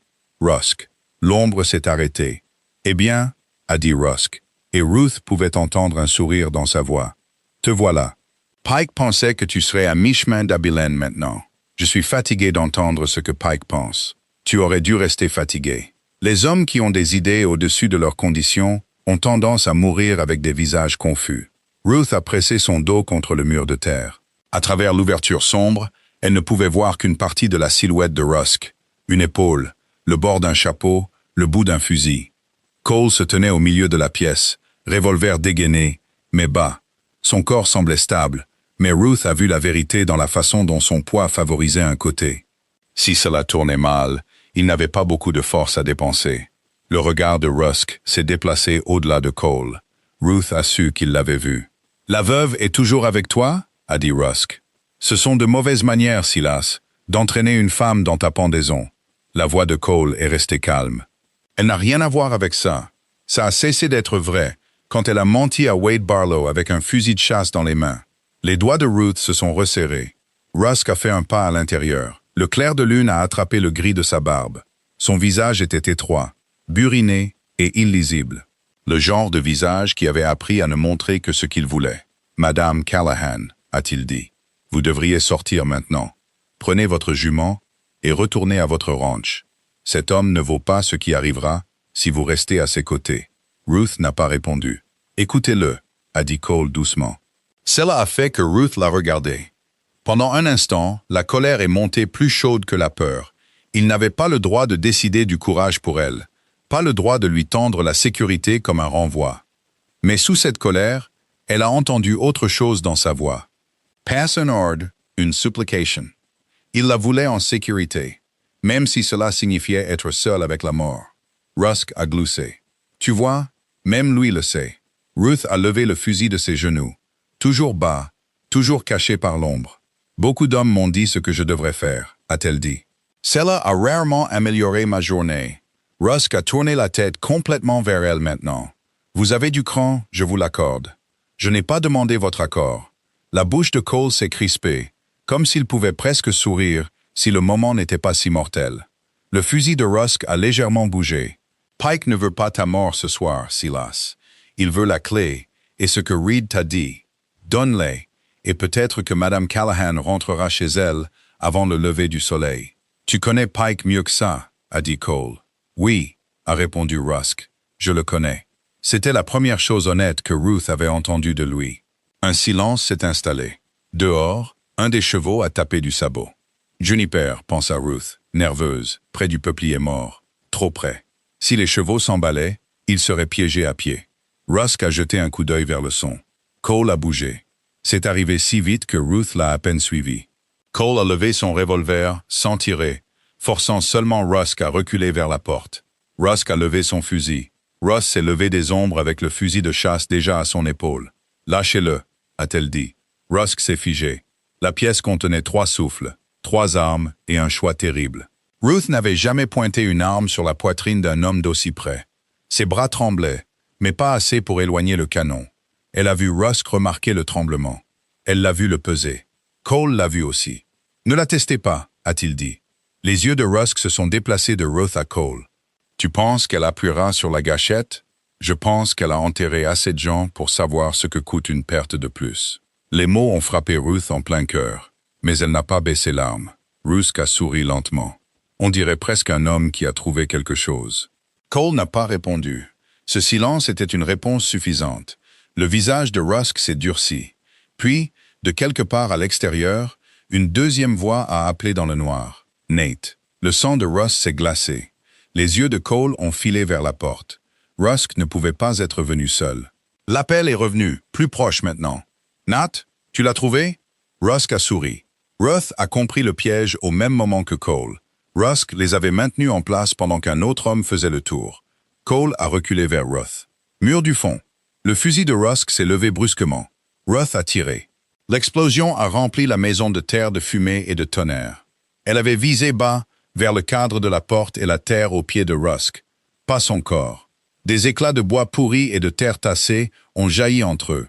Rusk a juré et a reculé dans le noir. Cole a attrapé le bras de Ruth. « Bouge !»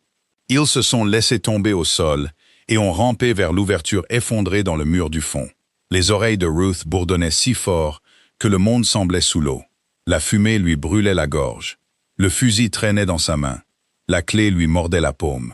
Cole a poussé le sac de couchage en premier, puis Ruth.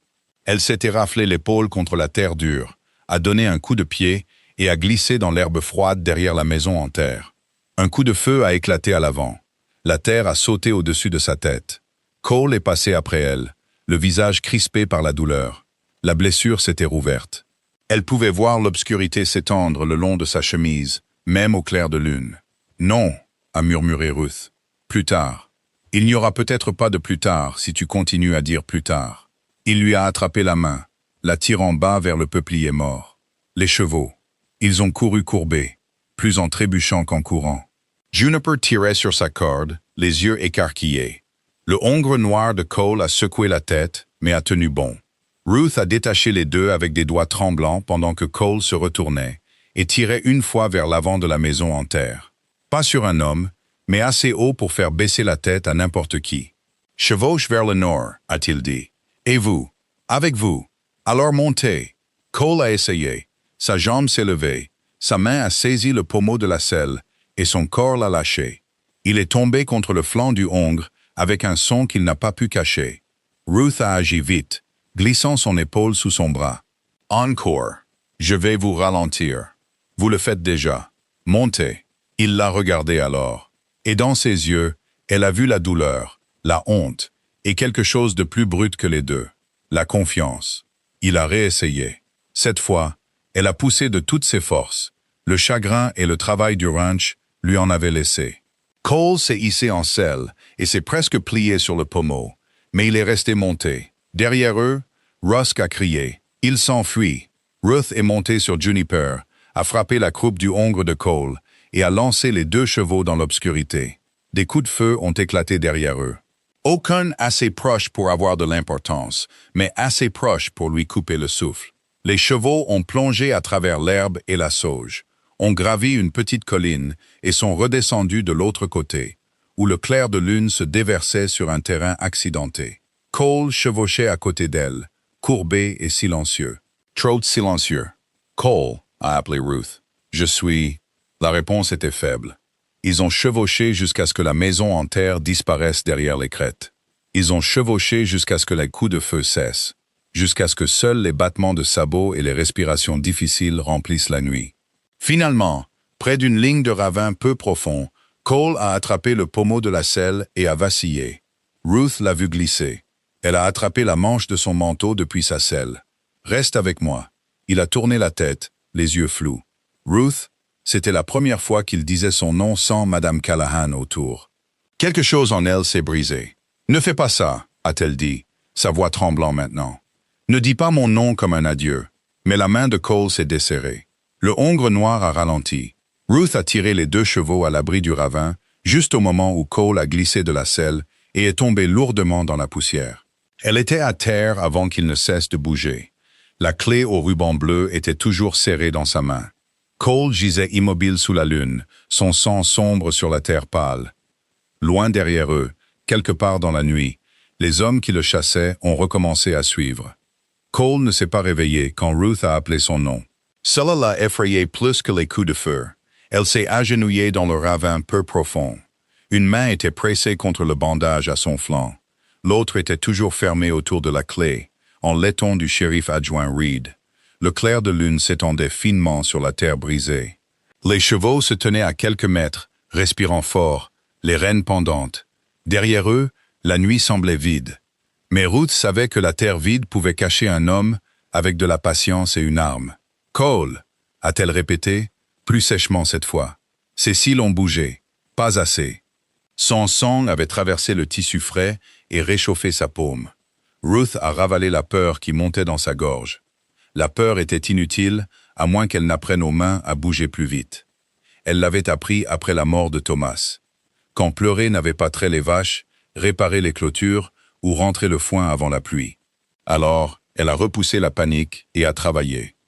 Elle a tiré le sac de couchage de la selle de Juniper, a déchiré une bande de la couverture la plus propre et l'a pressé fort sur la blessure. Cole a gémi alors, un son bas, traîné du fond de sa poitrine. « Bien !»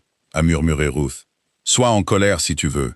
Reste juste ici. » Ses yeux se sont ouverts à moitié. « Ruth, je t'ai dit de ne pas dire mon nom comme un adieu. » Il a essayé de se concentrer sur son visage. « Les avons-nous semés ? Pour le moment. Ça veut dire non. Ça veut dire « tais-toi ». Le coin de sa bouche a bougé, mais aucun sourire n'est venu. Sa peau était trop chaude. Sa respiration était superficielle, chaque souffle s'accrochant à ses côtes. Ruth en savait assez pour savoir que si la fièvre le trouvait avant Abilene, la clé en laiton pourrait atteindre la vérité sans qu'il ne reste d'homme pour être innocenté. Elle a levé les yeux vers le ciel. Les étoiles étaient brillantes et impitoyables. L'aube était encore à des heures. Ils avaient besoin d'un abri. Ils avaient besoin d'eau. Ils avaient besoin d'un médecin. Ils n'avaient rien de tout cela. Puis Juniper a levé la tête et a henni doucement. Ruth s'est retournée. Loin au nord-est, au-delà de la basse crête, une faible lueur orange tremblait contre l'obscurité. Pas le lever du soleil, trop bas, trop petit. Une lampe à une fenêtre, peut-être, ou un feu de camp. Cole l'a vu regarder et a essayé de se lever. Elle l'a repoussé. Non, il pourrait y avoir des hommes. Il pourrait aussi y avoir une maison. Ruth, elle s'est penchée sur lui, soudainement en colère d'une manière qui n'avait nulle part où aller. Tu n'as pas le droit de saigner sur mes mains et de donner des ordres depuis le sol. Ses yeux ont croisé les siens, brillants de fièvre et de fatigue. Puis il a murmuré. Oui, madame, la petite capitulation l'a presque anéanti. Il a fallu toute la force de Ruth pour le remettre en selle. Cole a aidé quand il le pouvait, ce qui était moins qu'il ne le voulait et plus qu'elle ne s'y attendait. 2 fois, il a failli glisser. 2 fois, elle a calé son épaule sous son bras et a poussé jusqu'à ce que son dos brûle. Quand il s'est finalement installé sur la selle, il s'est penché en avant sur le pommeau, une main emmêlée dans la crinière du hongre. Ruth a attaché ses rênes à la selle de Juniper et a mené les 2 chevaux vers la lueur orange. Le trajet a semblé plus long que n'importe quelle route qu'elle avait jamais prise. Le terrain montait et descendait en vagues sombres. Des buissons épineux s'accrochaient à sa jupe. Une fois, un hibou a jailli d'un piquet de clôture et a fait faire un écart à Juniper, entraînant le hongre noir d'un demi-pas avec elle. Cole n'a pas levé la tête. Ruth a continué à lui parler. Pas parce qu'elle savait quoi dire, parce que le silence ressemblait trop à la défaite. « Tu m'as dit que la fille du shérif adjoint Reed voulait un ruban rouge, » a-t-elle dit, menant les chevaux à travers une coupe étroite entre les rochers. « Quand tout cela sera terminé, quelqu'un devrait lui en acheter un. » La voix de Cole est venue faiblement. « Elle me détestera peut-être. Peut-être. Je l'ai entraîné son père là-dedans. Son père a choisi la vérité. Le mien aussi. Une fois, » a murmuré Cole. Ruth s'est retournée. « Votre père » La tête de Cole a bougé contre le pommeau de la selle. Pendant un moment, elle a pensé qu'il s'était de nouveau évanoui. Puis sa voix est venue, faible et rauque. Mon père a refusé de céder des terres dans le Tennessee après la guerre. Des hommes ont brûlé notre grange. Il a essayé de reconstruire avec rien. Il est mort avant que le toit ne soit posé. Ruth a ralenti. Cole avait parlé de son passé par bribes, toujours comme un homme tendant des planches cassées au lieu d'une maison entière. C'était la première fois qu'elle voyait le garçon derrière le pistolero. « Quel âge aviez-vous » a-t-elle demandé. « 15 ans. Et votre mère » Partie à ce moment-là. La nuit semblait s'élargir autour d'eux. « Pas de terre » a-t-il dit. « Pas de famille. Personne ne demandant quel genre de travail un garçon affamé accepte, si l'homme qui le propose a de l'argent dans la main et le mal dans le cœur. » Ruth n'a pas répondu rapidement. Il y avait des mots faciles que les gens utilisaient pour les vies difficiles. Elle les avait entendus à l'église, en ville, aux funérailles. Ils aidaient rarement. Finalement, elle a dit « Cela explique la route. Cela n'excuse pas chaque pas. » Les yeux de Cole se sont un peu ouverts. « Non, » a-t-il murmuré. « C'est pourquoi je vous l'ai dit. » La lueur orange est devenue plus claire. Une petite cabane se trouvait près d'un bosquet de peupliers, à côté d'un lit de ruisseau asséché. Une fenêtre brillait de la lumière d'une lampe. Une mule se tenait dans un enclos. De la fumée s'échappait d'une basse cheminée. Pas un camp de gang, à première vue. Ruth s'est arrêtée avant de quitter le couvert des buissons. « Pouvez-vous vous tenir droit » a-t-elle demandé. Cole a essayé. Son visage s'est crispé et il a failli se plier à nouveau. Ça répond à la question. Elle a mis pied à terre, a pris le fusil de chasse et s'est dirigée vers la cabane avec les chevaux derrière elle. La porte s'est ouverte avant qu'elle n'atteigne le porche. Une vieille femme se tenait là, dans un châle sombre, tenant une lanterne haute. Ses cheveux étaient blancs et tressés sur une épaule. Son visage était ridé mais vif, avec des yeux qui ne manquaient rien. « Si vous pointez ce fusil sur moi, mon enfant, » a dit la femme, « je serai offensée avant d'avoir peur. » Ruth s'est arrêtée. « Mon ami est blessé. » La vieille femme a levé la lanterne plus haut. La lumière est tombée sur la forme courbée de Cole, le sang sur sa chemise et la manche déchirée de Ruth. « Un ami, hein ?» Ruth a entendu la question dans la question. « Il est sous ma garde. » Ce n'est pas la même réponse. C'est celle que j'ai. La vieille femme l'a étudiée pendant une longue seconde. Puis elle s'est écartée de la porte. « Faites-le entrer avant qu'il ne tombe et ne se brise ce qui n'est pas déjà cassé. » Ruth a failli s'effondrer de soulagement. La femme s'appelait Martha Bell, et elle se déplaçait avec la vitesse calme de quelqu'un qui avait vu trop de sang pour en être impressionné. Elle a débarrassé une table près du poêle, a envoyé Ruth chercher de l'eau et a coupé le bandage de Cole avec un couteau si aiguisé que Ruth a à peine vu la lame bouger. « Cet homme a déjà été recousu une fois, » a dit Martha. « C'est moi qui l'ai fait, » a répondu Ruth. « Ça pourrait être pire. » Est-ce un compliment? C'est un compliment de la frontière. Prenez-le pendant qu'il est chaud. Ruth a tenu l'épaule de Cole pendant que Martha nettoyait la blessure. Cole s'est réveillé quand le phénol l'a touché, sa main se dirigeant vers une arme qui n'était pas là. Ruth a attrapé son poignet. « Vous êtes en sécurité, » a-t-elle dit. Ses yeux ont trouvé les siens. « Vous êtes sûr? »« Non, » a-t-elle dit. « Mais je suis là. » Cela a semblé l'atteindre. Il a cessé de lutter contre la douleur et a laissé sa tête se tourner vers sa main sur son poignet. Martha l'a remarqué. Bien sûr qu'elle l'a fait. Elle n'a rien dit. Quand la blessure a été nettoyée et de nouveau bandée, Martha a fait boire à Ruth du café avec de la mélasse. Ruth n'avait pas réalisé à quel point ses mains tremblaient jusqu'à ce que la tasse cliquette contre ses dents. « Vous fuyez la loi ou des hors-la-loi » a demandé Martha. Ruth a regardé Cole. Il était à moitié endormi sur le lit de camp maintenant, le visage pâle à la lumière de la lampe. « Les deux, selon qui raconte l'histoire » a dit Ruth. Martha a hoché la tête comme si cette réponse avait un sens parfait. La vérité entre souvent en dernier dans une pièce. Ruth a fouillé dans sa poche et a touché la clé en laiton. « Je dois aller à Abilene » a-t-elle dit. « Il y a peut-être une preuve là-bas qui l'innocentera. Et des hommes qui la poursuivent. » « Oui. » Martha a versé plus de café. « Alors vous n'irez pas par la route principale. »« Non. Vous ne les sèmerez pas avec lui dans cet état. »« Je sais. » Martha s'est assise en face d'elle, la lumière de la lanterne creusant les rides autour de ses yeux. « Il y a un chariot de marchandises qui part de chez mon cousin au lever du jour. Il va vers l'est avec des sacs de farine et des barils de fourrage. Lent, simple, Pas la peine de le voler, à moins d'être très ennuyé. Ruth s'est penchée en avant. Peut-il nous amener près d'Abilene? Assez près. Mais il y a un prix. Ruth a attrapé sa bourse. Martha l'a repoussée d'un geste de la main. Pas ce genre de prix. Quel genre? Dites-moi si l'homme sur ce lit de camp vaut le risque que vous prenez. Ruth a regardé vers Cole. Son visage dans le sommeil était différent. Plus jeune. Pas d'yeux méfiants, pas de réponse prudente, pas de vieux nom se dressant entre lui et le monde. Juste un homme blessé qui avait porté la clé d'un adjoint mort parce que personne d'autre ne le pouvait. « Je ne sais pas encore », a dit Ruth honnêtement. Martha l'a observé. Puis Ruth a ajouté plus bas. « Mais je sais qu'il vaut la vérité. » La vieille femme a souri faiblement. « Ça suffira. » Près de l'aube, Ruth était assise à côté du lit de camp de Cole, pendant que Martha dormait sur une chaise près du poêle. La cabane était devenue grise, avec la première lumière. Cole a bougé une fois, et Ruth s'est penchée plus près. « Ruth » a-t-il murmuré. « Je suis là. » Ses yeux se sont ouverts, plus clairs maintenant, bien que toujours fatigués. « Vous auriez dû me laisser dans le ravin. » « Non. Vous auriez été plus en sécurité. »« Peut-être. Alors pourquoi ne l'avez-vous pas fait ?» Ruth a baissé les yeux sur le ruban bleu noué à la clé en laiton dans sa paume. Elle a pensé à la tombe de Thomas, à la fille du shérif adjoint Reed, à sa propre cuisine avec la deuxième tasse cachée, et aux longs mois où elle avait confondu être seule avec être en sécurité. Puis elle a regardé de nouveau Cole. Parce que la sécurité n'est pas la même chose que vivre. Les yeux de Cole ont croisé les siens, et quelque chose de silencieux est passé entre eux que ni l'un ni l'autre n'était prêt à nommer. Dehors, une cloche de chariot a sonné, une fois dans l'air du matin.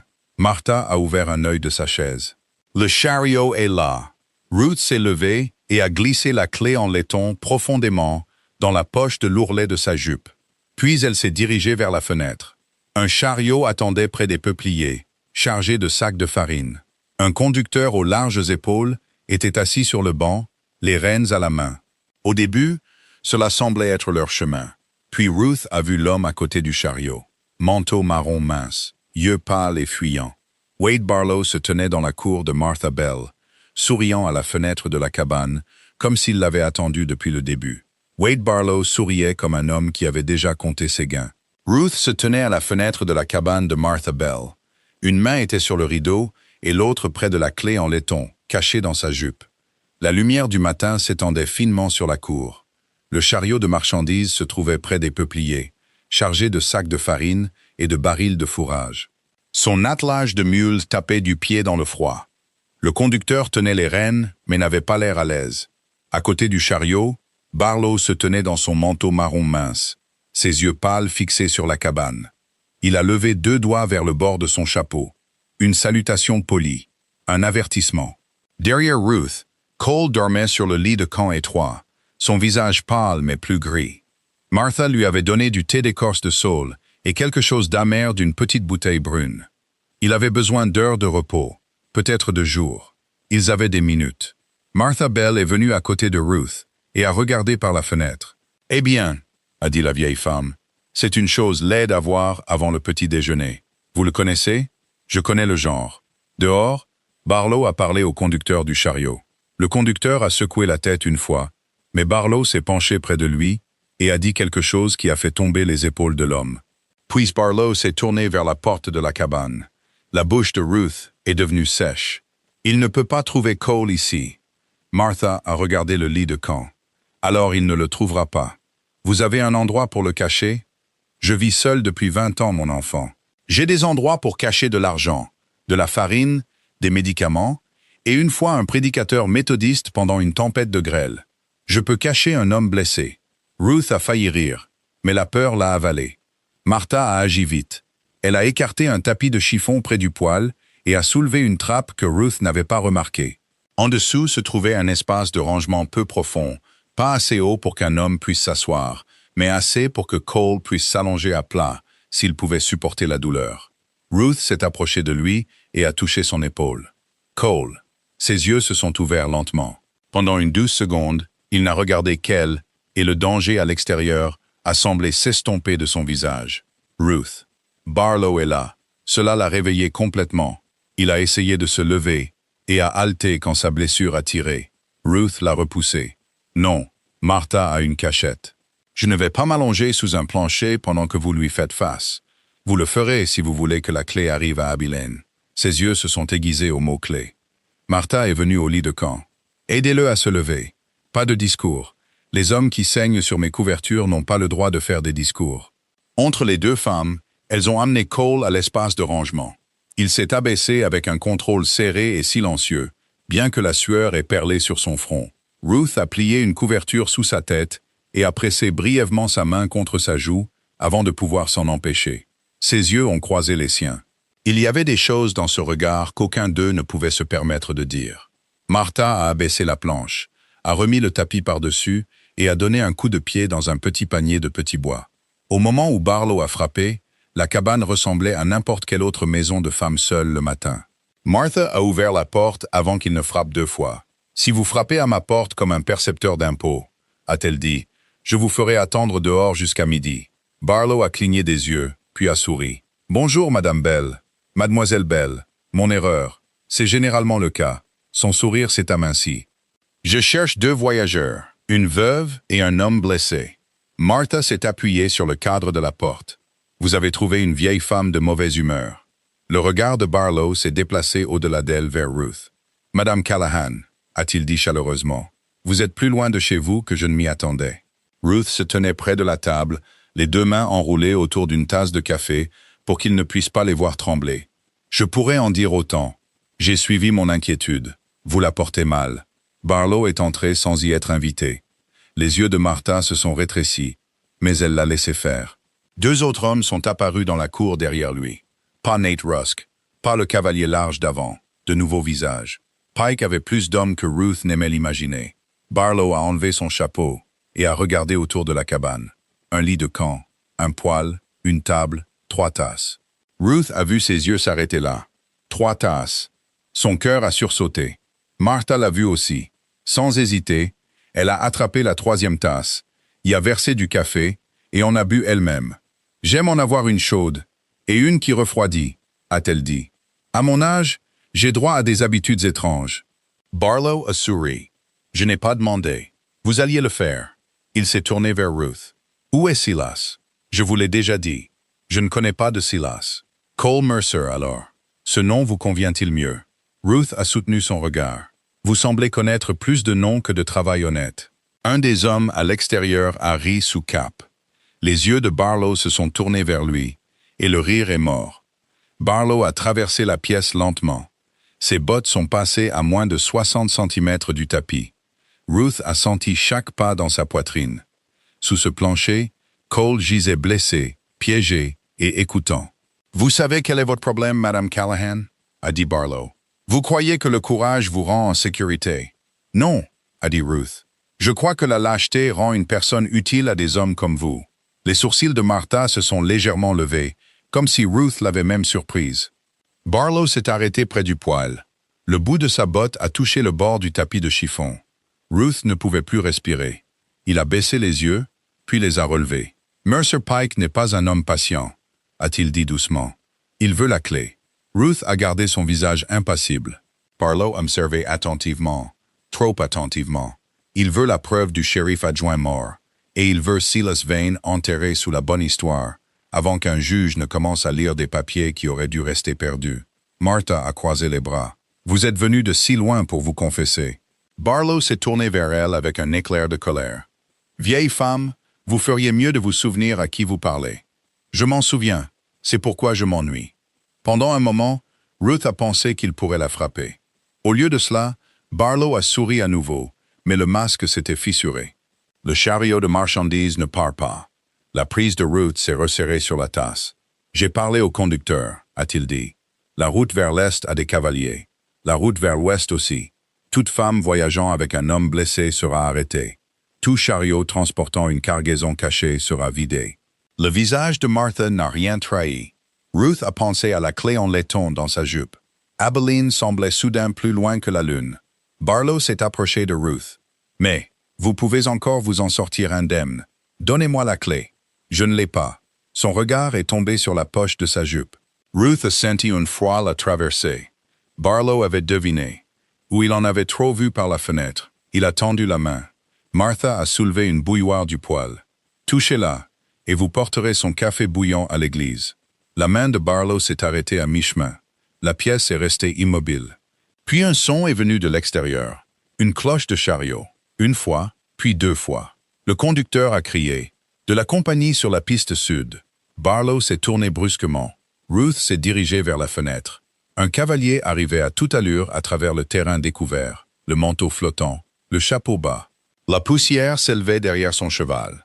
Pendant un battement de cœur sauvage, Ruth a craint d'autres hommes de Pike. Puis Martha a murmuré. « C'est mon cousin. » Le cavalier a atteint la cour et est descendu avant que son cheval ne s'arrête. Il était large, le visage rouge de froid et respirant fort. « Martha » a-t-il appelé. « La patrouille des Marshals est à moins d'1 mile derrière moi. Ils ont trouvé des corps près de la vieille maison en terre et des traces menant ici. » Le visage de Barlow est devenu blanc de fureur. L'estomac de Ruth s'est retourné au mot « corps », mais l'homme a parlé trop vite pour qu'elle puisse demander. « Marshal fédéral », a dit Martha. Le cousin a hoché la tête. « Dabilène, à la recherche des cavaliers de Pike. » Barlow s'est dirigé vers la porte. Ruth s'est mise sur son chemin avant que la sagesse ne puisse l'arrêter. « Vous partez ?» Ses yeux brûlaient. « Bougez. Vous sembliez impatient de fouiller. » Sa main est tombée vers son arme. Dessous le plancher est venu un coup sec. Tout le monde s'est figé. Le cœur de Ruth a failli s'arrêter. Cole. Barlow l'a entendu. Ses yeux se sont rivés sur le tapis. Martha a balancé la bouilloire chaude avant qu'il ne puisse bouger. Barlow a juré et a reculé en titubant, alors que du café bouillant éclaboussait sa manche. Pas sa peau, mais assez pour briser son élan. Ruth a attrapé le fusil de chasse à côté de la table et l'a levé. Dehors, le cousin de Martha a crié « Un cavalier arrive !» Barlow a reculé vers la porte, la haine tordant son visage. Ce n'est pas fini. La voix de Ruth est sortie stable, bien que ses mains tremblent. Ça se rapproche. Il a couru. Ses hommes sont montés rapidement. Les sabots ont déchiré la cour de Martha, alors qu'il fuyait vers le nord, loin de la piste sud et de la loi qui approchait. Ruth est restée avec le fusil levé jusqu'à ce que le son s'estompe. Puis elle est tombée à genoux et a retiré le tapis. Cole gisait sous la trappe, les dents serrées, les yeux ouverts, une main pressée sur sa blessure. « Vous avez frappé », a dit Ruth, à moitié en colère, à moitié tremblante. « Il allait regarder », a murmuré Cole. « Vous auriez pu tout gâcher. »« Je sais. » Le cousin de Martha a de nouveau appelé de l'extérieur. Les Marshalls sont presque là. Ruth a regardé Cole. Il l'a regardé en retour. Et elle a su ce qu'il pensait avant qu'il ne le dise. Des hommes de loi arrivaient. Cela aurait dû signifier la sécurité. Mais Cole était toujours un homme recherché sous le nom de Silas Vane. Il n'avait aucune preuve en main, et Barlow chevauchait en liberté avec la vérité à moitié à sa portée. Ruth a fermé ses doigts sur la clé en laiton dans sa poche. Si ce moment vous a touché, restez avec l'histoire, car la vérité est enfin proche. Mais un seul mot de travers peut encore tout détruire. Dehors, le premier cheval du Marshal est entré dans la cour, et Ruth Callahan s'est dirigée vers la porte, portant la seule clé qui pouvait sauver l'homme blessé derrière elle. Le Marshal fédéral qui est entré dans la cour de Martha Bell ne ressemblait pas à un sauveur. Il avait l'air fatigué. Son manteau était poussiéreux d'un long voyage, sa barbe avait 2 jours de retard sur la propreté, et ses yeux portaient la lassitude d'un homme qui avait passé trop d'années à arriver après que le mal ait été fait. 2 adjoints le suivaient, tous 2 jeunes, tous 2 vigilants. Leurs chevaux étaient en sueur, leurs fusils restaient dans les fourreaux de sel, mais leurs mains ne s'en éloignaient jamais beaucoup. Ruth se tenait sur le porche de Martha, le fusil de chasse baissé à ses côtés. Martha Bell se tenait à côté d'elle, les bras croisés, sentant encore légèrement le café renversé. Son cousin restait près du chariot, regardant entre les hommes de loi et la piste nord où Barlow s'était enfui. Le Marshal a mis pied à terre lentement. « Madame » a-t-il dit. « Marshal Elias Work, d'Abilène. » Ruth n'a rien dit. Son regard s'est déplacé de sa manche déchirée au fusil, puis à la porte de la cabane derrière elle. « Nous cherchons un homme blessé connu sous le nom de Silas Vane. » Ruth a senti la clé en laiton peser dans la poche de sa jupe. Martha a parlé la première. « Connu de qui ?» Le Marshal l'a regardé. « Mademoiselle Bell.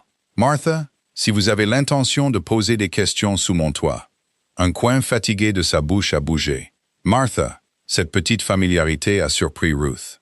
Martha n'a pas souri. mais ses épaules se sont abaissées d'un demi-pouce. « Vous le connaissez » a demandé Ruth. « Assez longtemps pour savoir qu'il peut encore se tromper » a dit Martha. Le Marshal Wirk a accepté cela sans offense. Nous avons trouvé 2 chevaux morts près de la vieille maison en terre, à l'ouest d'ici, et des traces de sang dans la terre. Nous avons aussi trouvé des traces de 3 hommes chevauchant vers le nord à toute allure. Votre cousin dit que des hommes de Pike étaient dans cette cour. Ils y étaient, a dit Martha. Wade Barlow en faisait-il partie? Oui. La mâchoire de Wirk s'est crispée. Alors le temps presse. Ruth s'est avancée. Pourquoi? Parce que Barlow ne fuit que s'il a un endroit pire où aller. Les mots ont frappé la cour de plein fouet. Cole était à l'intérieur, mal caché maintenant, sous une couverture sur le lit de camp de Martha. Il n'y avait pas eu le temps de le remettre sous le plancher. Si Wirk passait devant Ruth et regardait, l'avis de recherche se dresserait à nouveau entre eux comme une pierre tombale. Ruth a soutenu le regard du marshal. « Je sais où est Silas Vane », a-t-elle dit. Un adjoint s'est raidi. L'autre a tendu la main vers son fusil de sel. Wirk a levé une main, les arrêtant tous les deux. « Alors, vous feriez mieux de me le dire avec précaution. Son nom est Cole Mercer. Le visage du marshal n'a pas changé, mais quelque chose est passé dans ses yeux. De la reconnaissance, peut-être, ou du doute. C'est un nom que je n'ai pas entendu depuis quelques années, a-t-il dit. Vous le connaissez. Je connaissais un garçon nommé Cole Mercer du Tennessee. Il fréquentait de mauvaises compagnies sous un nom encore pire. C'est vrai, a dit Ruth. Et maintenant, il essaie de réparer ce qu'il peut. Beaucoup d'hommes disent ça quand la loi les rattrape. Ruth a sorti l'avis de recherche de sa poche et l'a tendu. Alors lisez ce que quelqu'un a écrit en bas. Wirk a pris le papier. Ses yeux ont parcouru les accusations imprimées, puis se sont arrêtés sur la ligne manuscrite. Non coupable de la mort de Reed. Preuve cachée à Abilene. L'expression du marshal a changé cette fois. Où avez-vous eu ça? De Cole. Où l'a-t-il eu? Du shérif adjoint Reed. La cour est devenue silencieuse au nom de l'homme mort. Le marshal Wirk a plié l'avis avec soin. Le shérif adjoint Amos Reed était mon ami. La gorge de Ruth s'est serrée. Elle s'attendait à de la suspicion, peut-être de la colère. Elle ne s'attendait pas au chagrin. Il avait une fille, a-t-elle dit. Lily. Wirk a levé les yeux brusquement. Elle nouait un ruban bleu autour de son poignet, a continué Ruth. Il voulait qu'elle sache qu'il essayait de rentrer à la maison. Le visage du marshal s'est durci, mais pas contre Ruth, contre la douleur d'entendre une chose vraie. La porte de la cabane a grincé derrière elle. Cole se tenait dans l'embrasure, une main agrippée au cadre, et l'autre pressée sur son flanc bandé. Son visage était pâle comme du vieux lin, ses cheveux humides de fièvre, mais ses yeux étaient assez clairs pour rencontrer ceux du marshal. « Wirk » a-t-il dit. Un adjoint a dégainé son revolver. Ruth a levé le fusil de chasse avant de réfléchir. « Rangez ça » a sèchement ordonné Wirk. L'adjoint s'est figé. Le marshal a regardé Cole. Silas Vane. La mâchoire de Cole s'est crispée. Cole Mercer. Cela dépend des papiers. Cela dépend de la vérité. Wirk s'est dirigé vers le porche, s'arrêtant au bas des marches. Avez-vous tué Amos Reed? Non. L'avez-vous abandonné? Cole a fermé les yeux un instant. Oui. Ruth a senti la réponse transpercer le matin. Le visage de Wirk s'est assombri. Cole a rouvert les yeux. Il m'a ordonné d'attirer les hommes de Pike au loin. Je suis revenu dès que j'ai pu. Il respirait encore. Il m'a donné la clé et m'a dit où le reste était caché, mais il n'a pas eu le temps de le dire clairement. La voix de Wirk s'est abaissée. Quelle clé? Ruth a fouillé dans la poche de l'ourlet de sa jupe. La clé en laiton est sortie avec un ruban bleu toujours noué à son anneau. Le marshal Wirk l'a fixé comme si Ruth avait placé un fantôme dans sa paume. Ce ruban, a-t-il dit doucement. La fille du shérif adjoint Reed l'a noué, a dit Ruth. Wirk a tendu la main vers la clé, puis s'est arrêté. Il ne l'a pas prise de sa main, pas encore. Où Amos a-t-il dit que la preuve se trouvait? Cole a dégluti difficilement. Là où Lily garde le ruban du dimanche. Wirk a fermé les yeux. Le cousin de Martha a enlevé son chapeau. Même les adjoints semblaient comprendre que quelque chose avait changé. Sa maison, a dit Wirk. Ruth s'est approchée. Vous savez ce que ça veut dire. Lily gardait ses rubans dans une petite boîte en cèdre sur la commode de couture de sa mère, a dit Wirk. Amos disait en plaisantant que le coffre-fort le plus sûr du Kansas était n'importe quel endroit que sa fille disait être le sien. Cole s'est agrippé plus fort au cadre de la porte. Alors la preuve est là. Peut-être, a dit Wirk, si Pike ne l'a pas trouvé. Barlow est peut-être en route pour là-bas maintenant, a dit Ruth. Work s'est tourné vers la piste nord. Sa fatigue a disparu sous la détermination. Depuis combien de temps est-il parti? Quelques minutes, a dit Martha. Alors nous partons. Cole a descendu les marches du porche. Ruth a attrapé son bras avant qu'il ne fasse le deuxième pas. Vous ne pouvez même pas vous tenir droit. Je peux monter à cheval. Non, Ruth. Non. Le mot est sorti si fermement que même le marshal l'a regardé. Les yeux de Cole brûlaient de frustration. Si cette preuve est trouvée et que je ne suis pas là, si cette preuve est trouvée et que vous tombez mort sur la route, à quoi cela sert-il à Lily Reed? À quoi cela vous sert-il? Le visage de Cole s'est crispé au nom de Lily. Work a regardé entre eux puis a parlé. Elle a raison. Cole s'est tourné vers lui. Vous me voulez enchaîner. Je veux que le tueur d'Amos Reed soit démasqué. Le regard de Work ne s'est pas adouci. Si c'est Pike, alors je veux Pike. Si c'est vous, alors je vous veux. De toute façon, saigner à mort sur la piste n'aide personne. Ruth s'attendait à ce que Cole discute à nouveau.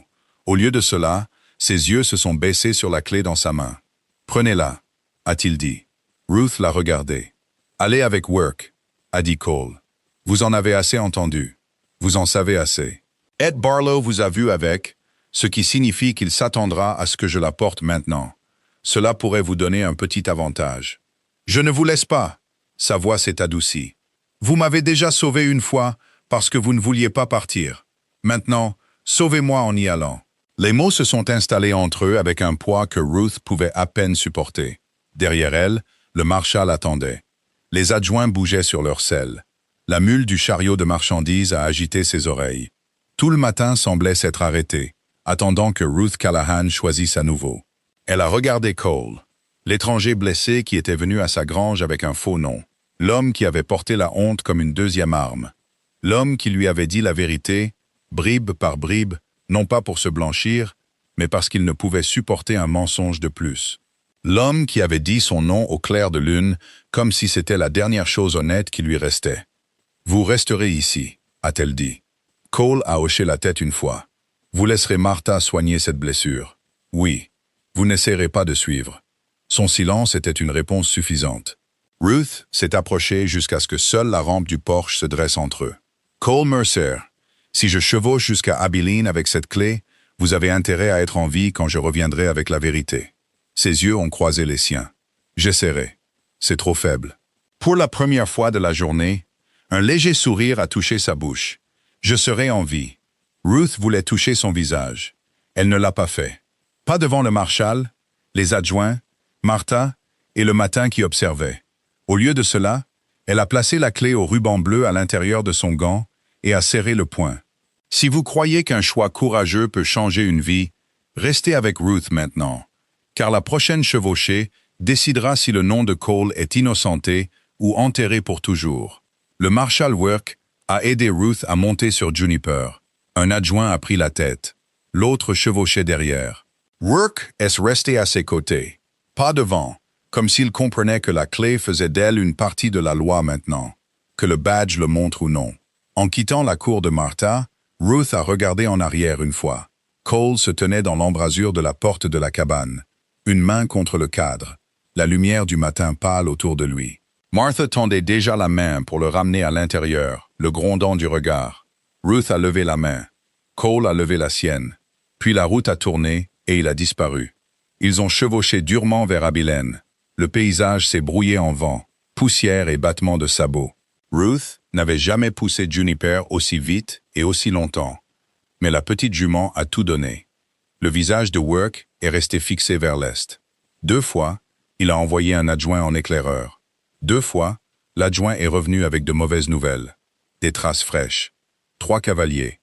Se déplaçant rapidement, en fin d'après-midi, les toits d'Abilene sont apparus au-delà de la colline, bas et enfumés sous un ciel gris. Le clocher de l'église, le château d'eau, l'écurie, la voie ferrée coupant sombre le bord de la ville. Virk a montré une petite maison blanche après le bureau du marshal. La maison de Reed. Le cœur de Ruth battait fort. Ils étaient proches. Trop proches pour que la pitié soit certaine. Alors qu'ils dévalaient la rue, les gens se sont tournés depuis les trottoirs et les portes. Un chien a aboyé. Une femme a laissé tomber un panier. Ruth a vu la petite maison blanche devant, a vu la porte d'entrée à moitié ouverte, a vu un petit ruban rouge noué à la rampe du porche. Puis un enfant a crié à l'intérieur. « Lily !» a crié Work. Ruth était descendue de cheval avant de se souvenir de bouger. Ses bottes ont heurté le sol durement. La clé en laiton pressait sa paume gantée. Un adjoint a couru sur le côté de la maison. L'autre est resté près de la rue, les yeux sur les ruelles et les toits. Virk est entré avec son revolver dégainé bas. Ruth a suivi avec le fusil de chasse. La petite pièce de devant avait été saccagée. Une chaise renversée. Une Bible par terre. Un panier de couture renversé sur le tapis. Du fil, des boutons, des chutes de tissu et des rubans étaient éparpillés comme si quelqu'un avait secoué une petite vie douce jusqu'à ce qu'elle se brise.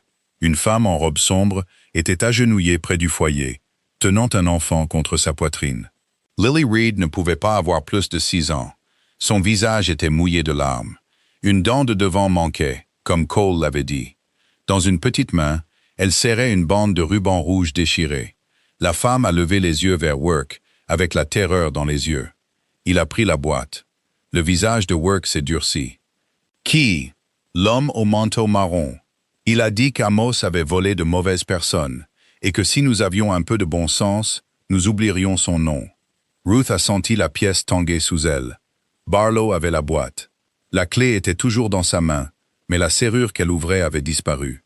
Work s'est tourné vers la porte. « Par où ?» La femme a montré du doigt d'une main tremblante. La ruelle arrière. Il avait un autre homme avec lui. Work a agi vite. « Restez avec elle », a-t-il dit à un adjoint.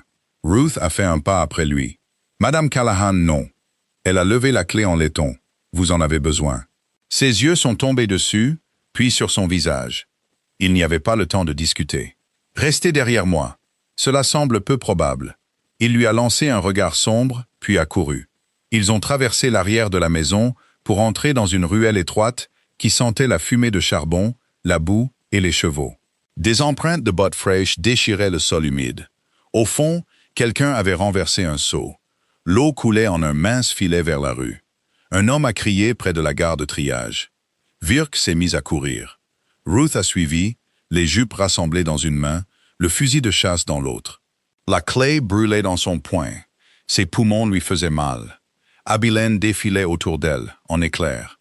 Des trottoirs, des devantures de magasins, une femme tirant un enfant du chemin, des hommes se tournant depuis les portes du saloon, le sifflet aigu d'un train attendant au bord de la ville. Puis elle a vu Wade Barlow.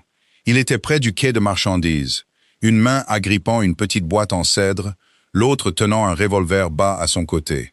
L'homme avec lui traînait un cheval scellé loin d'un poteau d'attache. Barlow a vu le marshal et a juré. « Arrêtez-vous là », a appelé Work. Barlow ne s'est pas arrêté. Il a fourré la boîte en cèdre dans son manteau et a couru vers le cheval. Work a tiré une fois dans le sol près des bottes de Barlow. La terre a sauté. Barlow s'est retourné, a attrapé un jeune garçon d'écurie par le col et l'a tiré près de lui. La course est figée. « Le prochain me rendra nerveux », a crié Barlow, pressant son revolver près du flanc du garçon. « Et cet enfant paiera pour votre courage. » Ruth s'est arrêtée si brusquement que ses bottes ont glissé.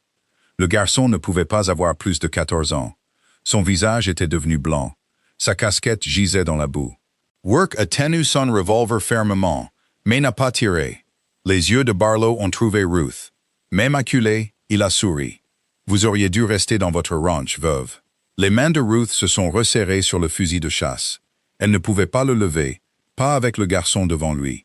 Barlow a reculé vers le cheval. « Jetez la clé. » Work a dit « Ne le faites pas. » Barlow a pressé le garçon plus fort. « Jetez-la, ou vous expliquerez à sa mère pourquoi un shérif adjoint mort comptait plus que son fils. » Ruth a regardé la bouche tremblante du garçon, puis la boîte en cèdre dans le manteau de Barlow, puis la clé en laiton dans sa paume.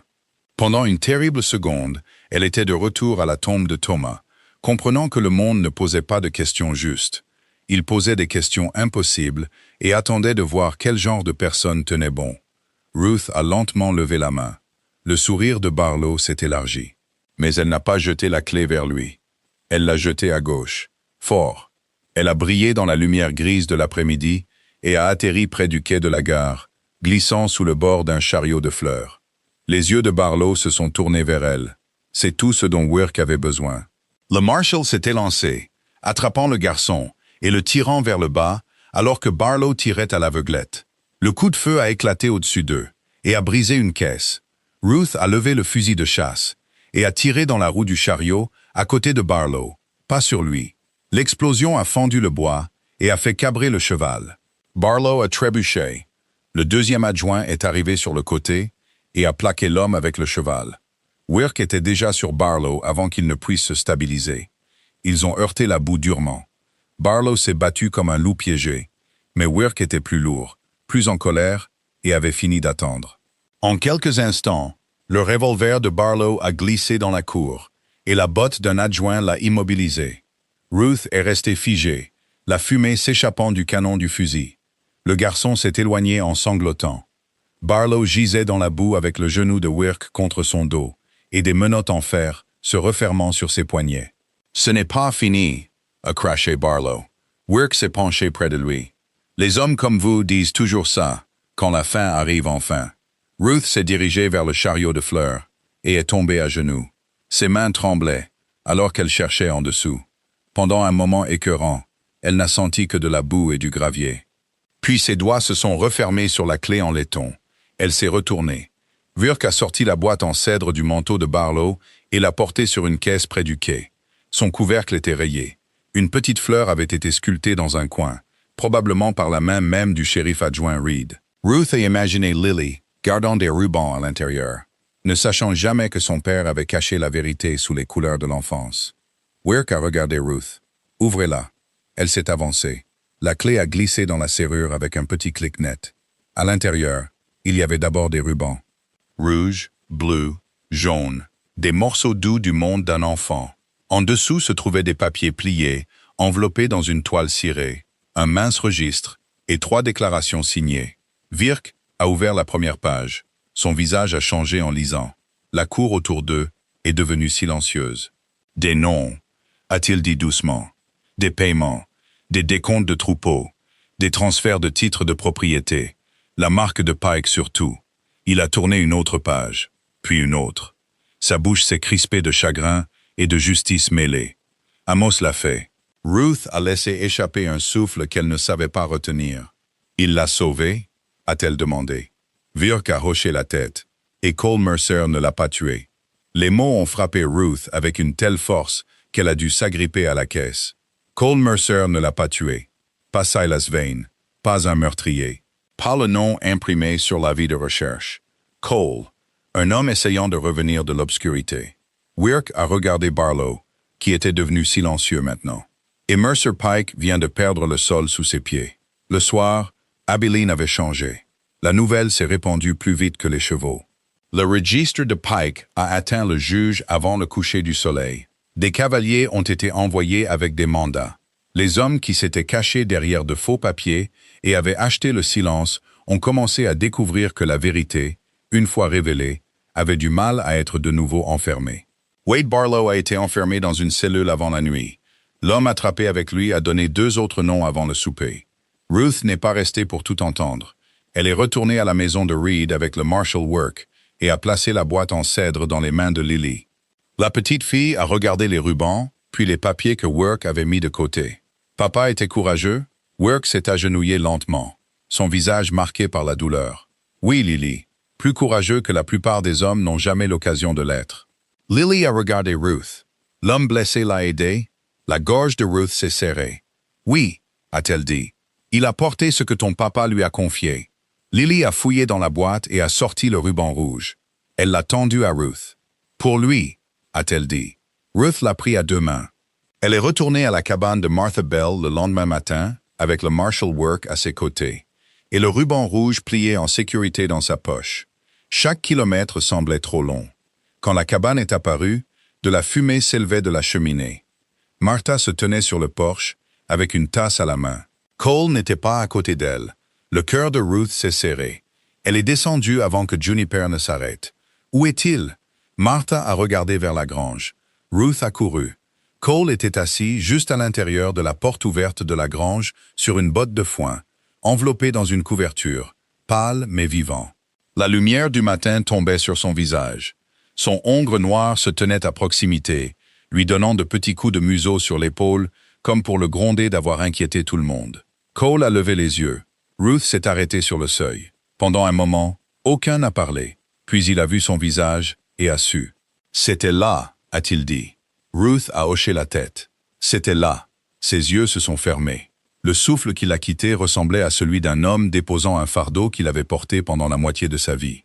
Wirk est entré dans l'embrasure derrière Ruth. « Cole Mercer, le mandat d'arrêt pour Silas Vane est retiré. Vous répondrez toujours des crimes que vous avez commis avec la bande de Pike, mais pas de la mort de Reed. » Cole a ouvert les yeux. « Je répondrai. Je crois que vous le ferez, » a dit Wirk. « C'est pourquoi je ne vous mets pas les fers aujourd'hui. » Cole a regardé Ruth. Elle a traversé la grange et a sorti le ruban rouge de sa poche. Lily envoyait ça. Cole a fixé le ruban dans sa main. Son visage s'est brisé doucement. Pas avec de grosses larmes, mais avec le genre de chagrin qui trouve enfin une porte. Il l'a pris comme si c'était quelque chose de sacré. « Elle devrait me détester », a-t-il murmuré. « Elle a demandé si vous aviez aidé son père. » Sa main s'est refermée sur le ruban. « Qu'avez-vous dit ?»« La vérité. » Cole l'a regardé alors. La grange était silencieuse, à l'exception du cheval qui bougeait dans la paille et du doux vent d'hiver qui touchait la porte. Ruth a vu l'homme entièrement à ce moment-là. Pas innocent, pas simple, pas sauvé par un seul bon acte, mais assez honnête pour faire face à la route derrière lui et assez courageux pour marcher sur la route plus difficile à venir. Des semaines ont passé avant que Cole ne soit assez fort pour voyager. Pendant ce temps, Pike a été capturé près de la traversée de Smoky Hill. Pas par vengeance, mais par des mandats, des témoins, et le registre qu'un shérif adjoint mort avait caché dans la boîte à ruban de sa fille. Certains des hommes de Pike ont fui, certains ont parlé, certains ont découvert que la peur était un piètre abri une fois que la loi avait des noms. Cole a témoigné à Abilene devant un juge. Il a admis ce qu'il avait fait. Il a refusé d'habiller la culpabilité de Jolimo. Grâce à son aide, et parce que le registre prouvait qu'il avait essayé de porter la vérité de Reed, sa sentence n'a pas été la corde ou une cellule sombre pour toujours. C'était une restitution, un travail de témoin et du travail sous surveillance, jusqu'à ce que le tribunal soit satisfait qu'il ait payé ce qui pouvait être payé. Ruth est retournée à son ranch avant Noël. Elle y est allée seule. C'était la plus dure des bontés. Cole voulait l'accompagner, mais il avait du travail à faire à Abilene. Un travail légal, douloureux, le genre qui nettoie un nom lentement. Ruth a compris. L'amour, si c'était ce qui avait commencé entre eux, ne pouvait pas être construit sur la fuite d'une vérité inachevée. Au ranch Callahan, elle a ouvert la porte d'une maison froide et ne s'est pas sentie aussi vide qu'avant. Elle a fait une tasse de café le premier matin, puis, après une longue pause, elle a mis une deuxième tasse à côté. Pas parce qu'elle s'attendait à ce que Cole entre par la porte, parce que l'espoir méritait une place à table. Les lettres ont commencé en janvier. L'écriture de Cole était soignée, chaque ligne étant celle d'un homme essayant de ne dire que ce qu'il voulait dire. Il a écrit sur le témoignage, le travail, les noms qu'il avait donnés, sur la veuve d'Amos Reed et Lily, qui avait finalement accepté de reprendre le ruban rouge après lui avoir fait promettre de visiter la tombe de son père. Ruth a écrit sur le bétail, les clôtures, le temps et le chêne derrière la maison. En mars, Cole est revenu au ranch Callahan. Cette fois, il n'est pas arrivé en saignant.